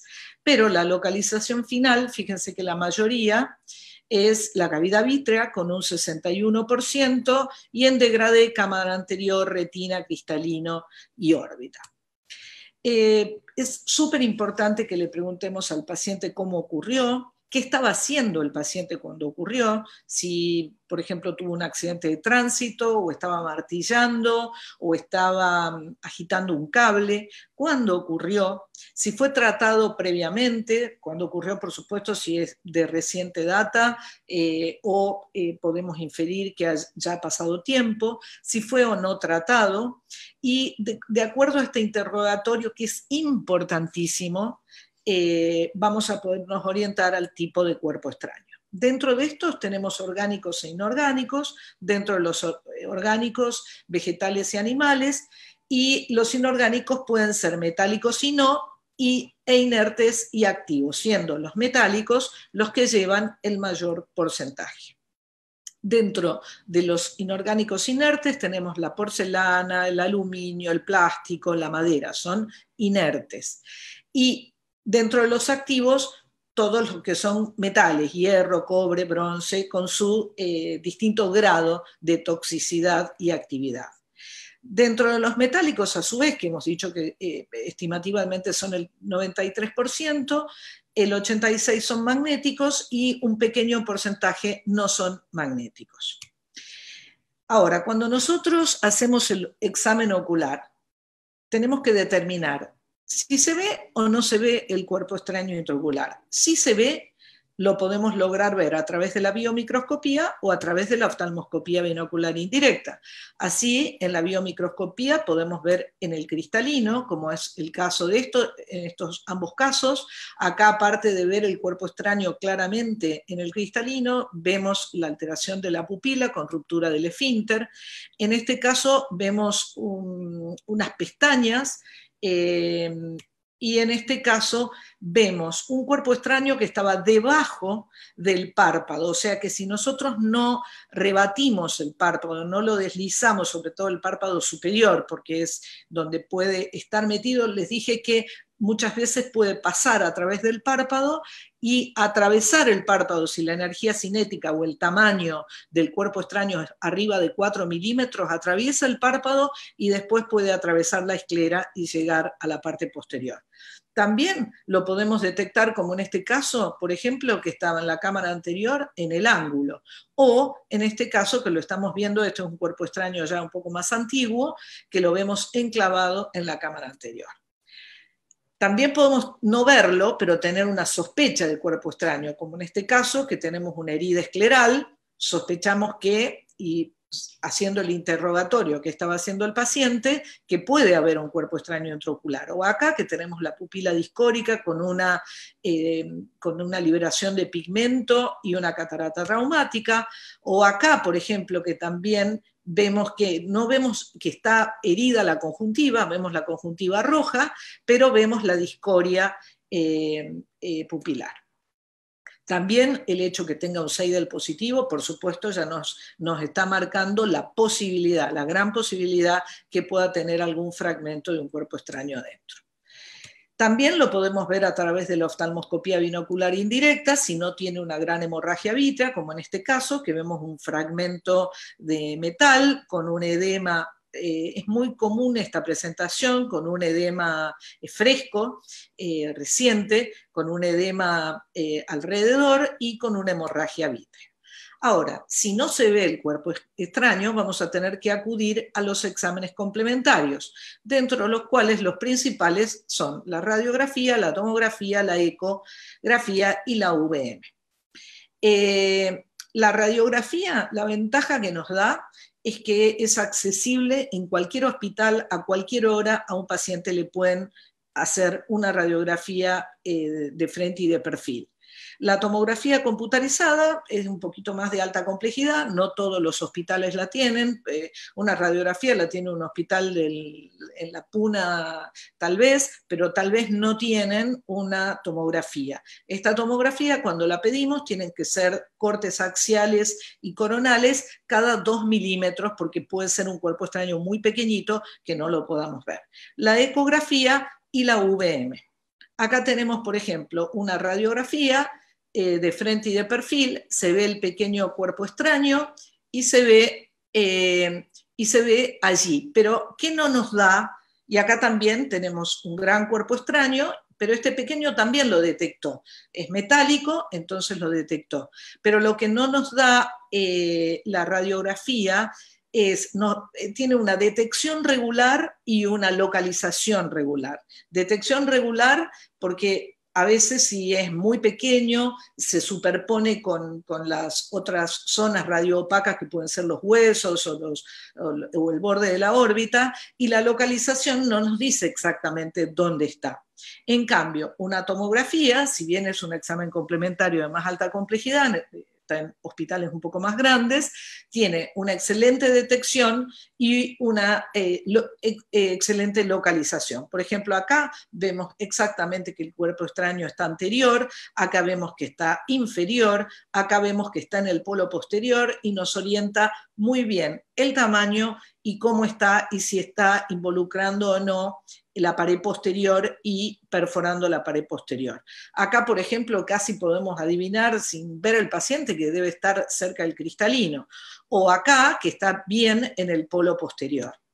Acá, por ejemplo, nos damos cuenta que está fuera prácticamente del globo ocular, y esto es muy importante cuando le vamos a decir el pronóstico visual al paciente y el pronóstico quirúrgico, porque si el cuerpo extraño está fuera del globo ocular, no tenemos que hacer absolutamente nada, no tenemos que irlo a buscar, y podemos solucionar la hemorragia vítrea o el desprendimiento de retina, pero no prometerle al paciente nunca que vamos a sacar el cuerpo extraño intraocular. Y también tenemos la UVM, que nos va a detectar los cuerpos extraños que están en el ángulo o en la cámara anterior, o inclusive dentro de los procesos ciliares. Y también otra cosa importante de la UVM es que nos puede determinar si tenemos rota la cápsula posterior o no, lo cual ya nos hace un programa quirúrgico diferente, porque ahí sabremos que tenemos que sacar el cristalino, evaluar si vamos a poner o no un lente intraocular y el tipo de lente intraocular que vamos a poner.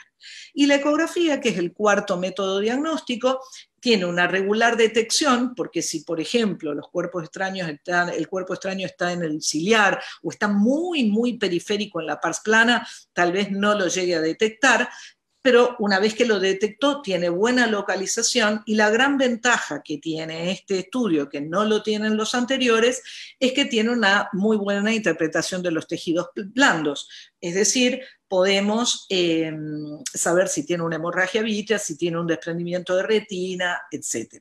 Pero es un estudio que es acotado cuando el globo ocular está abierto. Si está abierto, es preferible no hacer la ecografía, nos ayudarán los otros métodos complementarios que no son invasivos, y hacer la ecografía luego de la cirugía. Ahora, ¿cómo los vamos a manejar? Tenemos que saber si tenemos buena visualización o pobre visualización, y si son intravítreos o son intrarretinales. Si son intravítreos, tenemos que saber si son magnéticos o no. Si son magnéticos, podemos usar un electroimán externo, si tenemos buena visualización, y si tenemos mala, una vitrectomía más forceps y con un imán de tierras raras. Si es no magnético, vitrectomía y forceps, y con pobre visualización, vitrectomía y forceps también. Si es intrarretinal, puede también ser magnético o no, si es magnético y buena visualización, vitrectomía, forceps o imán de tierras raras. Si es pobre visualización, vitrectomía, forceps y también imán de tierras raras. El no magnético, vitrectomía y forceps, y con pobre visualización también vitrectomía y forceps. Entonces, vamos a definir si vamos a hacer la extracción con electroimán o con vitrectomía. Con electroimán, por lo general, conviene que sea una evolución inferior a 48 horas, que sea un tamaño relativamente pequeño, por debajo de 3, que sea imantable, obviamente, y que en lo posible esté libre en el vítreo y, sin duda alguna, que no tenga patología asociada. Este es el mecanismo.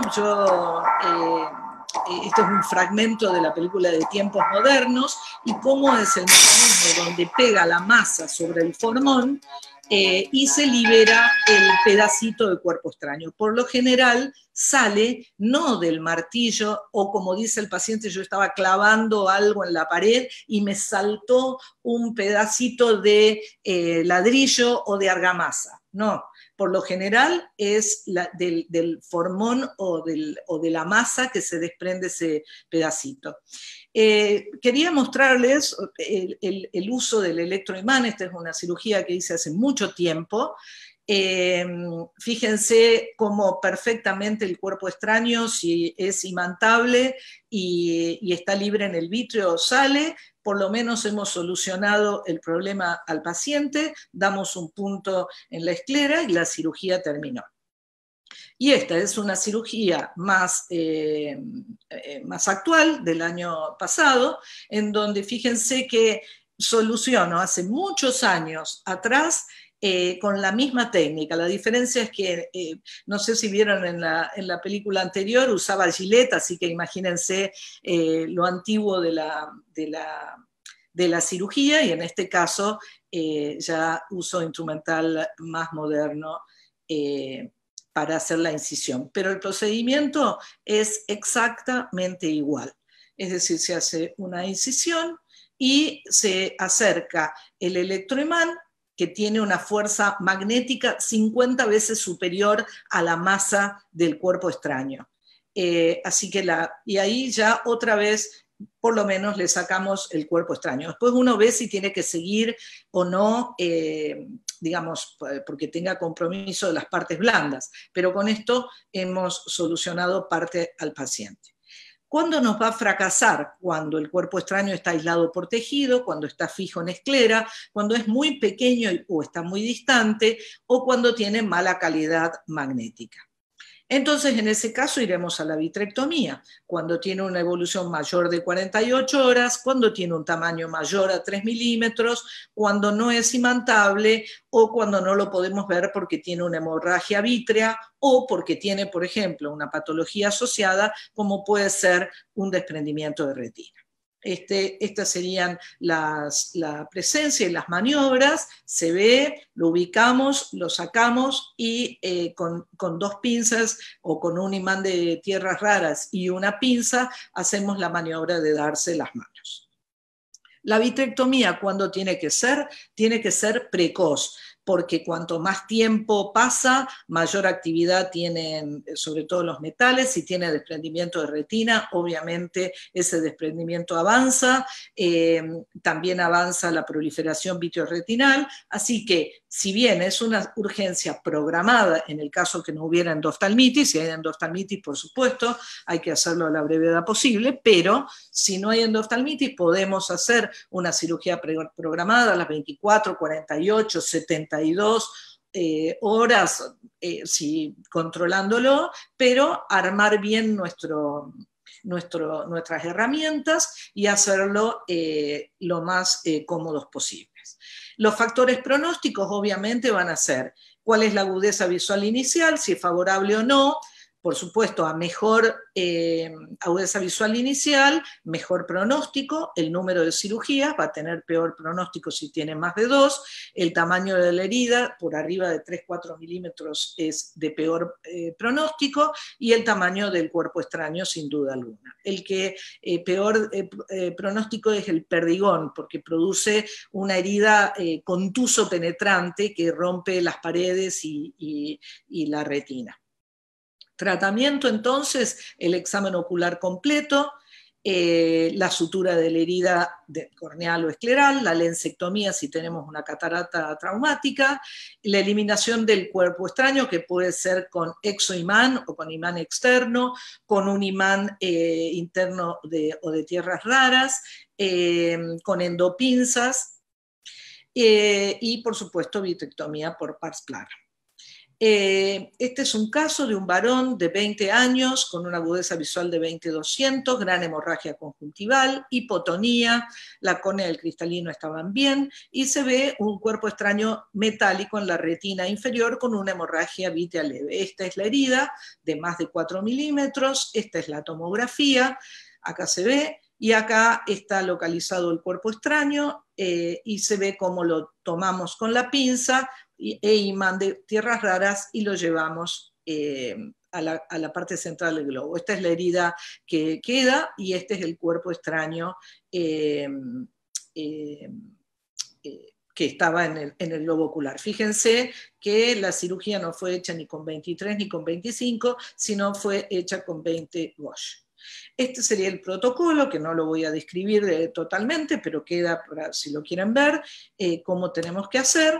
Este es otro caso clínico, que es el que en realidad me instó a querer presentar esto, porque es más raro. Es un paciente que se presenta con este fondo de ojo, con esta exudación que no sabíamos bien que tenía, y con esta tomografía, allí se ve el cuerpo extraño intraocular, y cuando lo operamos, bueno, acá les voy a presentar tenía esa herida que se ve ahí, en el iris, tenía una pequeña catarata traumática, tuvimos que usar retractores de iris, bueno, en el momento no tenía para hacer la tinción, pero usé para hacer la capsulotomía, me iba marcando prácticamente el pigmento que tenía ahí en el iris. se saca porque era un cristalino muy blandito, así que se saca con maniobra bimanual, con IA.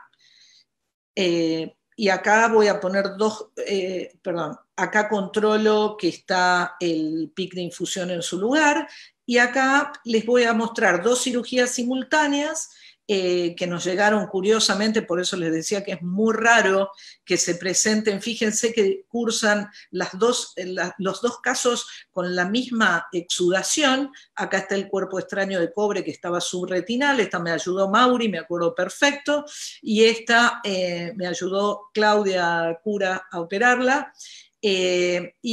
Acá estamos sacando, que también estaba subretinal, bastante difícil la maniobra porque uno seguía sacando y seguía saliendo, y había que tener cuidado de maniobrar de modo tal que no tocáramos el resto de la pared ocular. Acá estamos haciendo la maniobra de darnos las manos con 2 pinzas, hice 2 entradas para asegurarme muy bien que el cuerpo extraño estuviera bien tomado con la pinza, porque si no en esta maniobra se va atrás y lo que no hizo anteriormente lo hace en el momento de caer. Entonces hay que colocarlo en el sentido que vamos a sacar, digamos, para que no salga atravesado y dañe más la retina.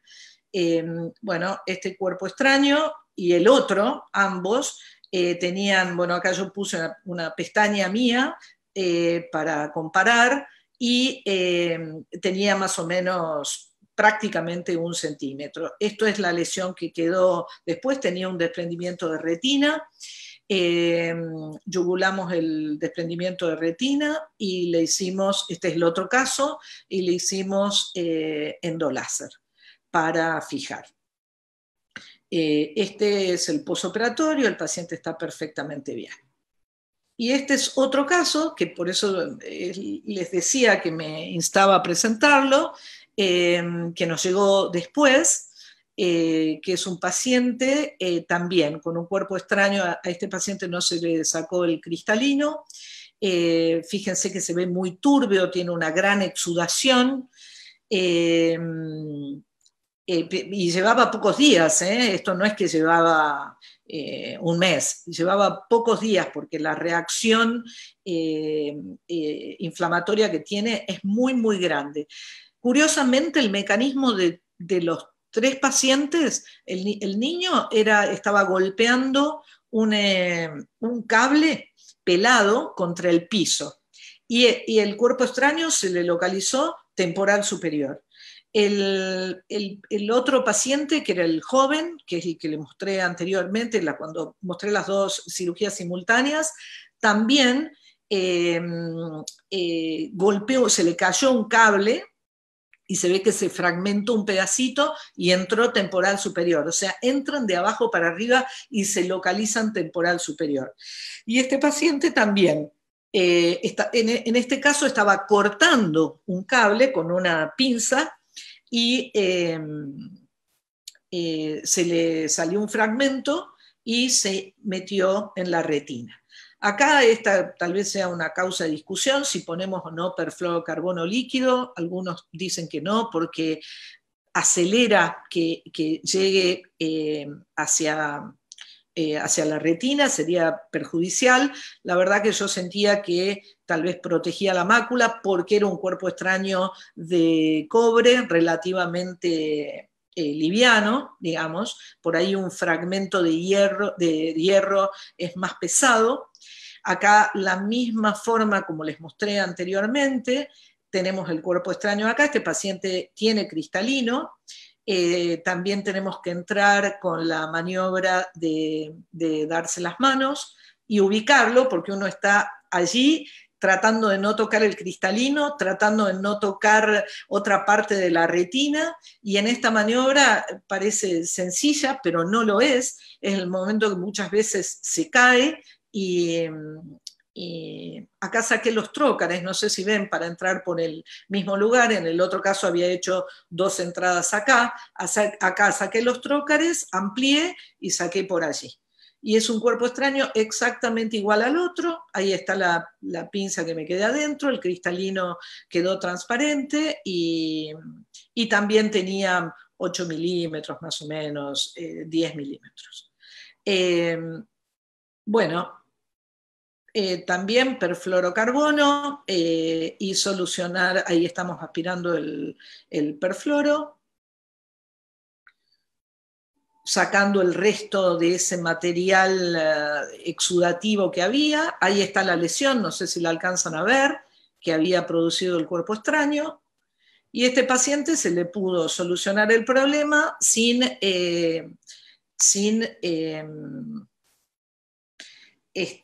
sacarle, por ejemplo, el cristalino.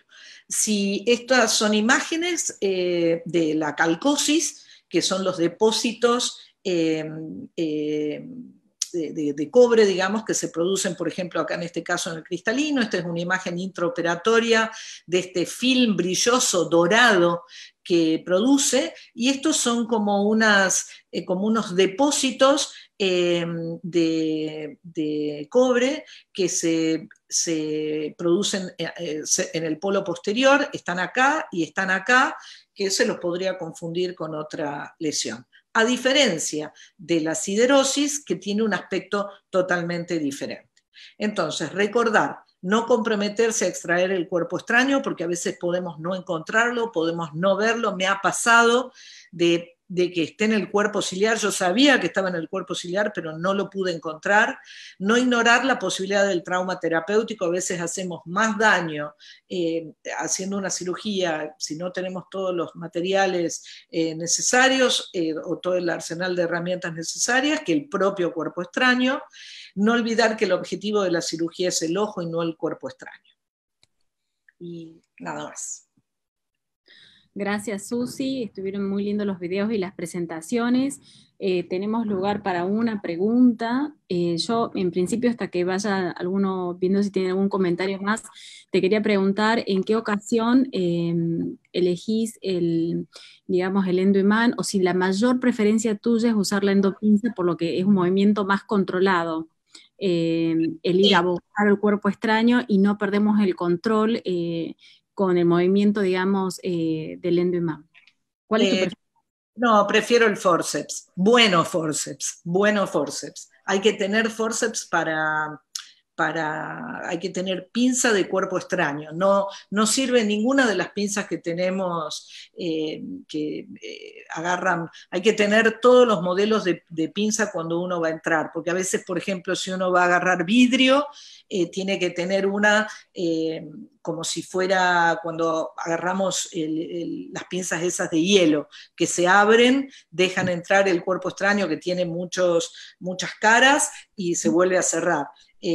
O en este caso, no sé si vieron que es un cuerpo extraño relativamente finito, pero como es un cable, hay que tener una pinza que agarre potentemente porque si no se va para atrás. Bueno, estamos excedidos en el tiempo, así que vamos a darle lugar al doctor Mauricio Azulay para que empiece a poner su presentación.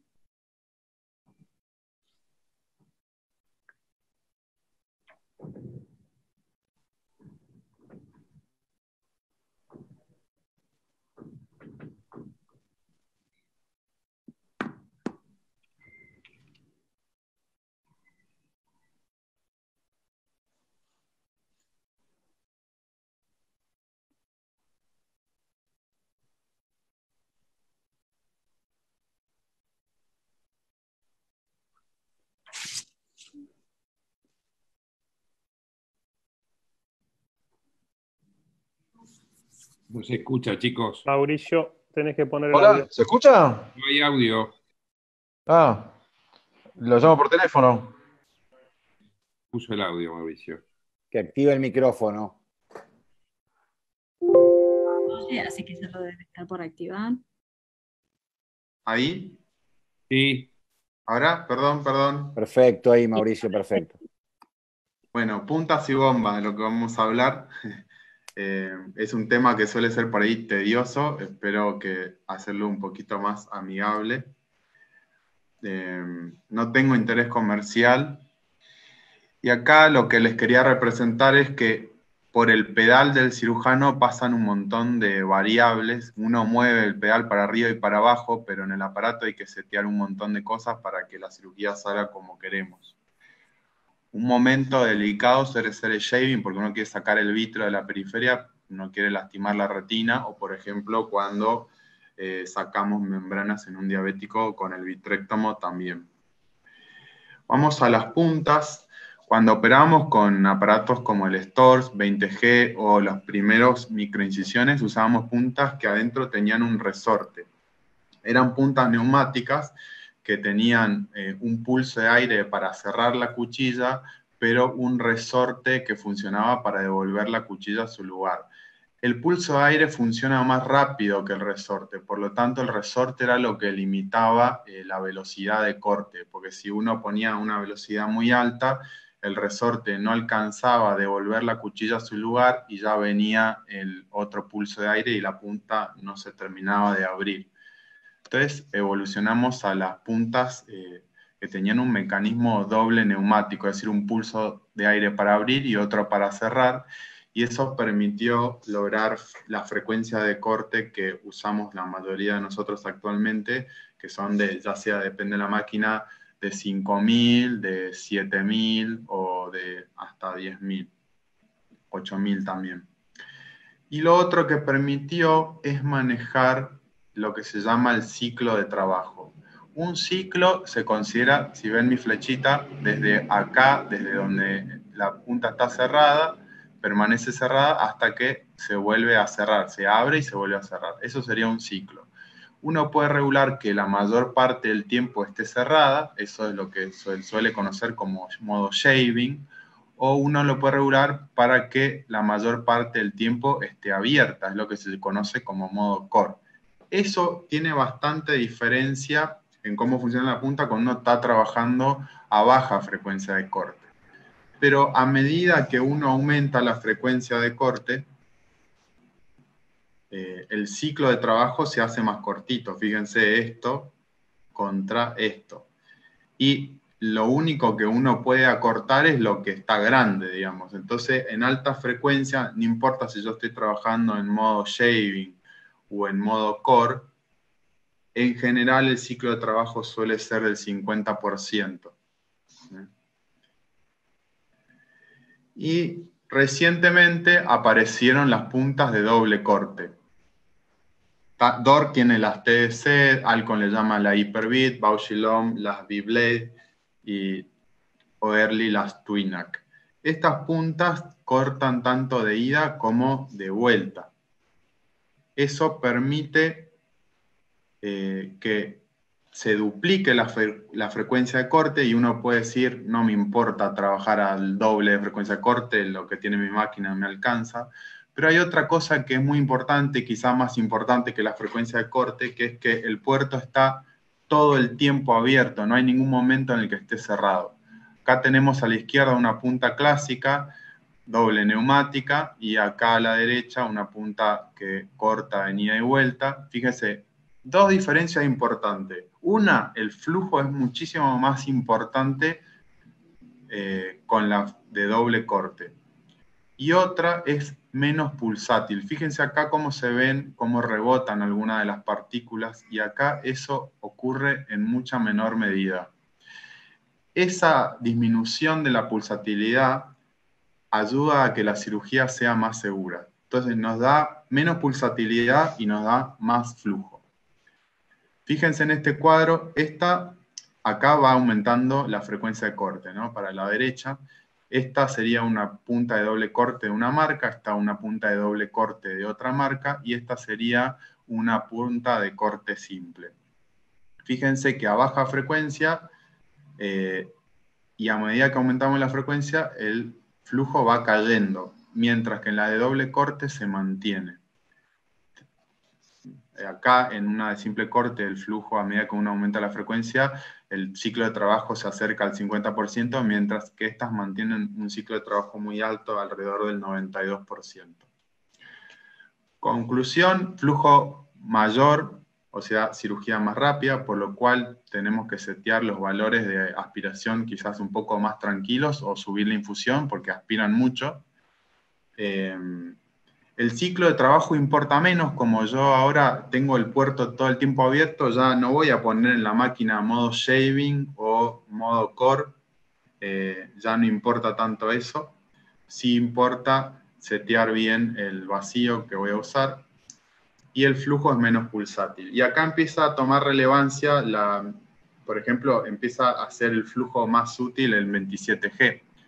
En un Sarib de Mar del Plata vino Yusuke Oshima, que es uno de los desarrolladores del 27G, y él decía que en su práctica habitual usaba 25G porque el 27 le resultaba mucho más útil. Con estas puntas nuevas, el 27G empieza a acercarse al flujo del 25 tradicional. Bueno, les voy a mencionar nada más esto porque todavía es medio experimental, pero está la punta ultrasónica, que no tiene una cuchilla adentro, sino que vibra como la punta del faco y eso licúa el vítreo. Y bueno, se están haciendo estudios y voy a seguir por una cuestión de tiempo a la sección de bombas. Bombas tenemos, la mayoría usamos bombas de vacío, como la que tiene el Constellation o la que tiene el Stellaris. El O'Early tiene ambas bombas, tiene una bomba Venturi y tiene una bomba peristáltica. Y el EVA tiene una bomba Venturi, pero a su vez tiene un sistema que ellos le llaman BTI, que es una peristáltica que funciona con pistones en vez de una ruedita y una manguerita. Esto, al tener válvulas, hace que sea un poco menos pulsátil y un poco más precisa que la bomba peristáltica clásica. Pero a los fines de cómo uno tiene que pensar y setear es como una peristáltica. O sea que tiene las dos bombas, tiene la Venturi y la peristáltica. Más allá de toda la información clásica que hay de una bomba y otra, lo que quiero que sepan es, la bomba Venturi, lo que yo seteo y controlo con el pedal es el vacío. Y el flujo es una consecuencia de ese vacío y varía según la viscosidad de lo que yo estoy aspirando. Por ejemplo, si estoy aspirando solución fisiológica, voy a tener más flujo que si estoy aspirando algo más viscoso, por ejemplo el vítreo o por ejemplo aceite, y voy a tener mucho más flujo aún si estoy aspirando aire que tiene una viscosidad muy baja. Por lo tanto, si yo en la punta, en la cirugía, voy cambiando el medio de agua a vítreo o de agua a aire, tengo que regular con el pedal el flujo. En cambio, en la bomba peristáltica yo seteo el flujo en la máquina y es lo que controlo con el pedal. Si bien también puedo setear el vacío, lo que yo controlo con el pedal es el flujo. Entonces puedo pisar el pedal a fondo mientras estoy haciendo el intercambio fluido-aire, que si yo me paso del fluido al aire, la cámara no se va a colapsar porque va a funcionar al flujo que yo le seteé. Y eso tiene alguna diferencia al momento de pisar el pedal y de setear el equipo. Otra cosa importante de la bomba peristáltica en vitrectomía es que yo puedo escuchar al vítreo. Es decir, si yo presto atención, es igual que en una máquina de faco. Cuando yo estoy en BCS y de pronto engancho vítreo, siento que el vacío sube en el sonido de la máquina. Es más, si me voy a hacer el DPB, por ejemplo, piso el pedal, siento que el vacío sube y la alarma del aparato me indica cuando llegó al vacío máximo y me indica que la punta está ocluida de vitrio. Y ese es el momento que yo puedo traccionar y hacer el DPB. Bueno, estos son como unos escenarios para si quieren discutir o charlar juntos. Ahora mi presentación ya terminó. Lo que yo les quería decir es la bomba peristáltica y la Venturi, las dos sirven perfectamente para hacer una vitrectomía de un caso simple o de un caso complejo. Es importante entender cómo funcionan para poder setear y pisar adecuadamente el pedal. Y las nuevas tecnologías que vienen en las puntas creo que nos van a cambiar la cirugía y valen la pena probarlas. Muchas gracias. Si quieren, vamos a preguntas o a hacer esto o terminamos, no sé cómo estamos de tiempo. Estamos bien, Mauri, como vos decías. Bueno. En estos escenarios era, si quieren, interactuamos un poco de cómo pensar cada bomba, digamos, en el core. Lo que yo quiero es que salga rápido el core para irme a trabajar a lo que tengo que hacer. En la peristáltica, entonces lo que tengo que setear es un flujo relativamente alto, no más alto del líquido que me da la infusión, pero más o menos puedo setearlo arriba de 20 mililitros por minuto. Mientras que en la Venturi lo que yo seteo es un buen vacío para que salga rápido y el flujo va a ser consecuencia de ese vacío. Cuando voy a inducir el desprendimiento vítreo, en la peristáltica yo lo que necesito es buen vacío. Acá el vacío es el agarre, es la fuerza que tiene la punta para que no se suelte el vítreo que agarró. Y en la Venturi igual un buen vacío, pero tengo que tener cuidado con la hipotensión, porque el vacío y el flujo van de la mano. En cambio, en la peristáltica yo puedo ponerle un flujo bajito, un vacío alto, y no me va a colapsar la cavidad y tengo buen agarre. En cuanto al shaving, tenemos que poner valores tranquilos en ambas máquinas. Menor vacío, menos flujo y vacío en la peristáltica y alto corte. Aunque acá hay variantes. Como yo controlo el flujo, puedo poner el flujo bajo. Hay gente que le gusta trabajar con el corte no tan alto. Para mí tener el corte alto hace que sea menos pulsátil el movimiento y te da más seguridad. Y en el intercambio fluido-aire es notable. Ahora últimamente estoy usando bastante más. Uso las dos bombas, digamos, uso la peristáltica, la Venturi, y estoy probando usar la peristáltica. Cuando uno hace el intercambio, que te pasás del fluido al aire, puedes pisar al fondo del pedal y el ojo se mantiene estable. No sé si hay preguntas o cómo seguimos. Ahí terminamos. Hay tiempo porque no se movió, la gente sigue ahí, así que nadie nos apura, no nos cierran la sala, diría. Bueno. Te hago una pregunta, Mauricio. Sí. ¿Vos notás algún tipo de delay de reacción en alguno de los dos sistemas por sobre el otro? O sea, que es más directamente proporcional a lo que uno quiere, cómo responde la máquina, digamos. Es buenísima esa pregunta que me hace Juan. La verdad es que yo recién estoy empezando, habré usado en menos de 10 cirugías la peristáltica. Nací y me crié con la Venturi en vitrectomía, o sea que es lo que más conozco. Y tiene mucho que ver cómo uno la setea. Más allá de eso, yo lo que siento es que cuando opero con Venturi, yo piso el pedal y lo que pasa en el ojo me acompaña así. Ahora, cuando opero con peristáltica, piso el pedal y es como que hay como un pequeño delay en lo que pasa. Pero por otro lado, si pisás el pedal a fondo, no pasa nada, o sea, es como que estás tranquilo. Bien, y con respecto a los cutters estos modernos, los Sí. Beyblade o los Sí. diferentes sistemas de doble corte, tanto ascendente como descendente, ¿se te acorta el tiempo de cirugía? ¿Vos notás que se te acortan los tiempos? Sí, Digamos, porque es más efectiva al estar abierta la boca continuamente, digamos, y al tener doble guillotina, por así llamarlo, ¿no? Lo que sentís es como que fluye, ¿viste? Cuando decís, me dieron una punta nueva, corta hermoso y traga hermoso, bueno, eso es lo que sentí con el doble corte. Sí, yo uso, en el Hospital Aleice tengo infusión por gravedad, no la infusión forzada. Entonces, estaba usando en 23G, que es una grueso, digamos, para este tipo, y sentía que si pisaba con el vacío que ponía habitualmente, el ojo se me ablandaba, o sea, que tenía que pisar. Sí.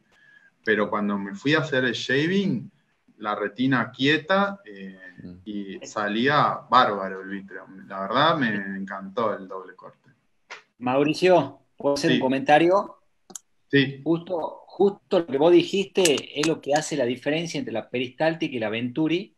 Yo tengo el de DORC, digamos, y uso las dos bombas en la misma vitrectomía, y para el shaving periférico, y sobre todo si tenés la retina desprendida, la peristáltica es fantástica. vos te acercás, ¿viste? Y con la Venturi se te viene la retina, tenés miedo de hacer desgarro iatrogénico, en cambio con la peristáltica vos haces un shaving, ponés la boquita hacia afuera y lo afeitás a la retina, incluso desprendida y no se viene. Es una maniobra muy buena ¿Qué para... frecuencia de corte pones ahí, Pedro? Mirá, bueno, yo pongo lo máximo, o sea, yo sé que Didier Ducornu trabaja con poca velocidad, con poco flujo, con poco corte. Yo no, yo pongo lo que da la máquina de máximo corte y el vacío creo que 250 y el flujo creo que 20, 25. ¿23G o 25G? Yo uso 23G 23. y 27, digamos, para cosa. Y la verdad que es como que vos decís, va sumando cosas, digamos, es decir, la TDC, el ciclo corte doble, es fantástico, va fluyendo, la cirugía es más rápida porque no tiene el ciclo de ocupación en el 90%, 92%, va más rápido, o sea que con 27G el TDC acelera la cirugía. Tengo el VGPC, es decir, la presión por infusión, que, no hace, que es fantástica, con digamos, el AIC, que es el compensado intraocular de la presión, o sea, toda la máquina Sensa, y la peristáltica, digamos, no la uso para todo, uso Venturi en la corvitrectomía, y la peristáltica la uso para el shaving, y sobre todo esta retina desprendida, o para afeitar, ¿viste? Cuando haces el flap de membrana limitante, digamos, cuando vos querés hacer una maniobra suave, lo uso la peristáltica. La verdad que... ¿Y en cuánto pones el flujo cuando te vas al shaving? Te escuché cortado. ¿Cuánto pones el flujo cuando te vas al shaving con la peristáltica? El flujo te dije, el 20-25, más o menos. ¿Para el shaving? Sí. Ah, mira vos, bastante alto.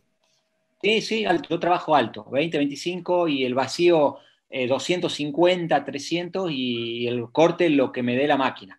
Yo sé que... vas, por ejemplo, a comer una membrana de un diabético, ¿qué usás si querés comerla con el vitrectomo? No, con el vitrectomo, la membrana diabético, todavía estoy usando el Venturi. Lo que hago con ese caso es digamos, uso el pedal, no me acuerdo ahora cómo se llama, que vos mientras vos bajás el pedal, aumentás el vacío y cuando querés hacer un corte, hacia al costado, digamos, no me está saliendo el nombre. Dual linear, el dual linear. Es muy buena maniobra porque vos vas manteniendo el vacío con el pedal y después cuando querés hacer un corte lo tocas hacia el costado. Muy bueno, y ahí haces menos bimanualidad, digamos. Claro, tiene un montón de herramientas que está buenísimo hacerse amigo. Sí.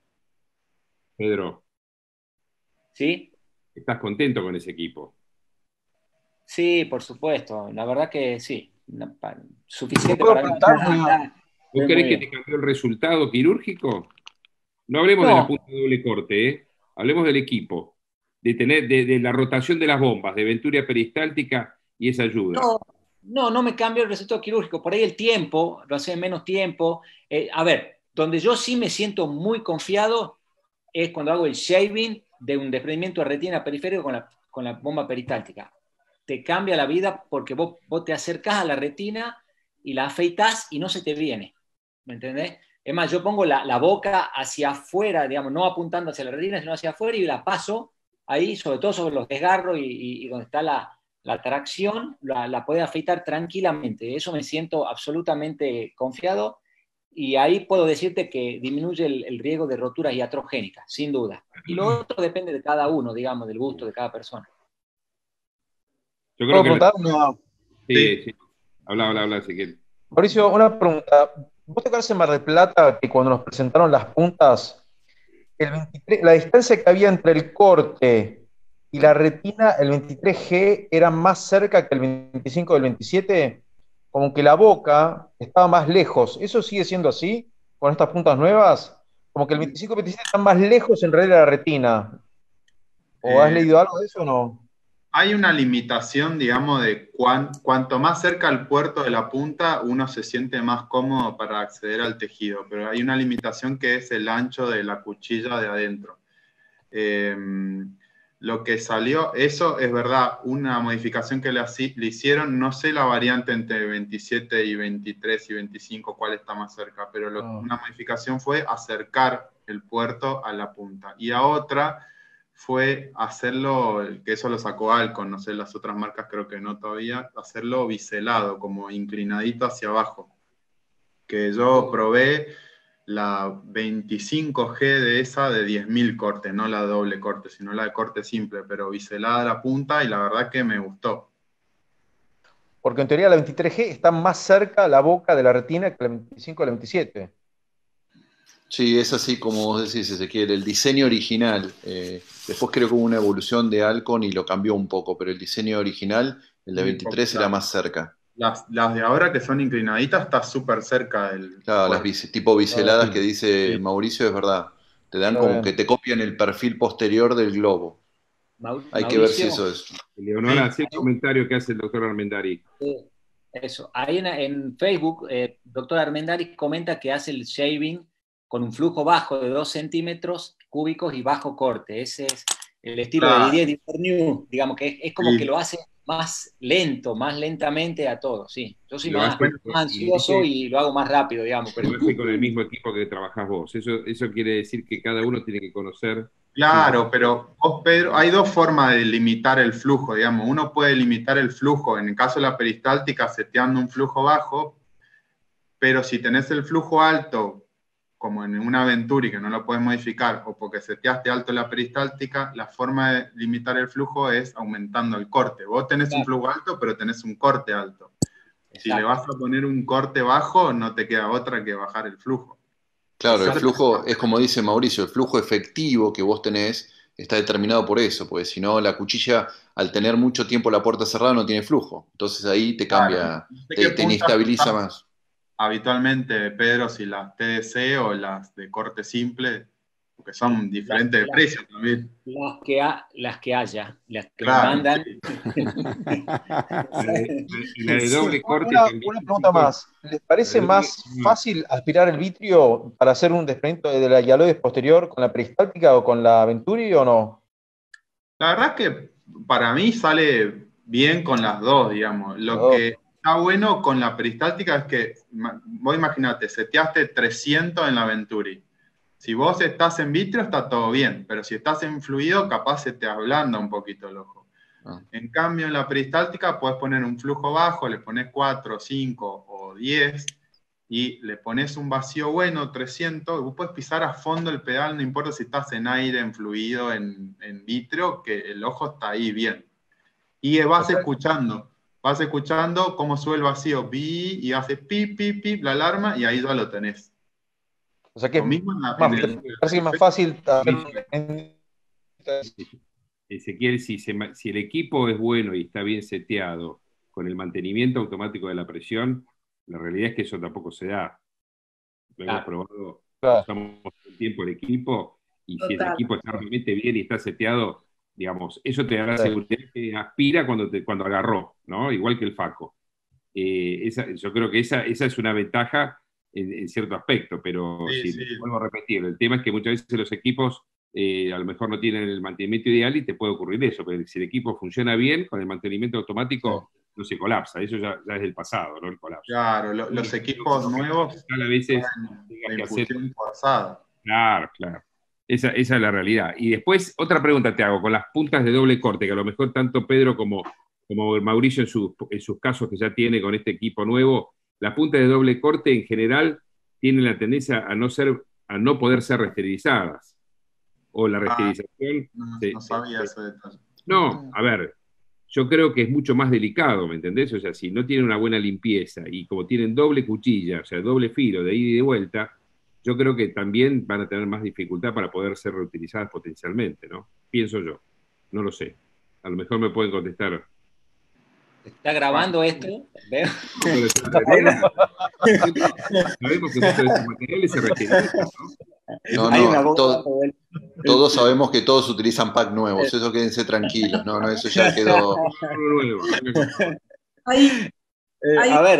A ver, yo hasta que no tiene filo, la uso, se reesteriliza y la volví a usar hasta que, digamos, no tiene filo. Lo descartás cuando no tiene filo, se rompe, no funciona, ¿no? Pero no tengo hecho un trabajo si dura más o menos, la verdad no. Claro, a lo que voy yo, que al ser más sensible puede ser que dure dure menos, ¿me entendés? O sea, Puede ser. Bueno, ¿algún otro comentario, Leonora, en el Facebook? Sí, un último comentario acá de Pablo Armendáriz que dice que si bajan el flujo sí o sí hay que bajar el corte, y si uno sube el flujo sí o sí hay que subir el corte. Claro. O sea que van asociados de la mano, que no se puede, digamos, usar como variables independientes. Y que usa un equipo que pega. Tal cual. Creo que un comentario más, creo que está bueno a veces para las membranas de los diabéticos sí trabajar con un corte bajo, porque eso le da tiempo a la membrana que se meta, y si uno setea un buen vacío, que la traiga un poquito antes de que venga el corte, y así se la come en forma efectiva.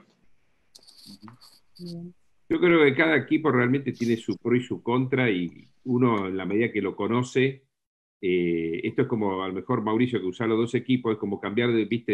De un auto a otro, le buscas bajar la ventanilla y no está el botón, ¿viste? Entonces, es complejo si te tenés que cambiar rápido, ¿no? Pero cuando vos, pienso, le tomás el gusto y sabés el detalle de cada equipo, creo que son todos excelentes y tienen todos una performance ideal, ¿no? Bueno, eso creo que decís, Andrés, es importantísimo, digamos, porque la mayoría vienen con bomba Venturi, hay algunos que vienen con bomba peristáltica y Venturi, pero hay algunos, un par de equipos que vienen solo con la bomba peristáltica y son para vitrectomía, y yo a mí, antes de preparar, estudiar y probarla, me daba miedo, decía, si serán buenos como la Venturi, y no, la verdad es que se puede hacer todo con la peristáltica.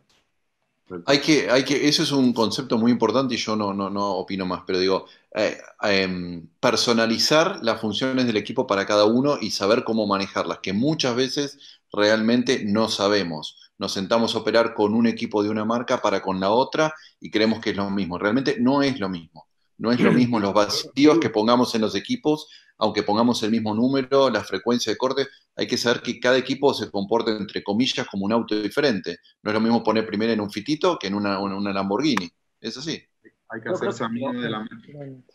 Sí, yo creo que lo más importante es conocer tu equipo, digamos, conocer cómo funciona, eso. Todos son buenos, fantásticos.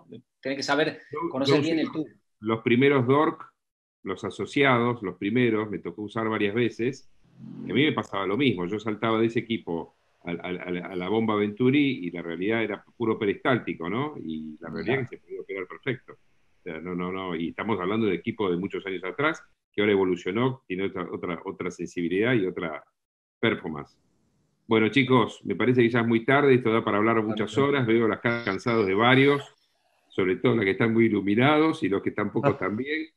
Muchas gracias por todos los que están conectados. Muy bien a todos, chicos, muy bien. Buenas presentaciones, muy bien. Gracias. Un abrazo. Buenas presentaciones, chicos. A seguir trabajando.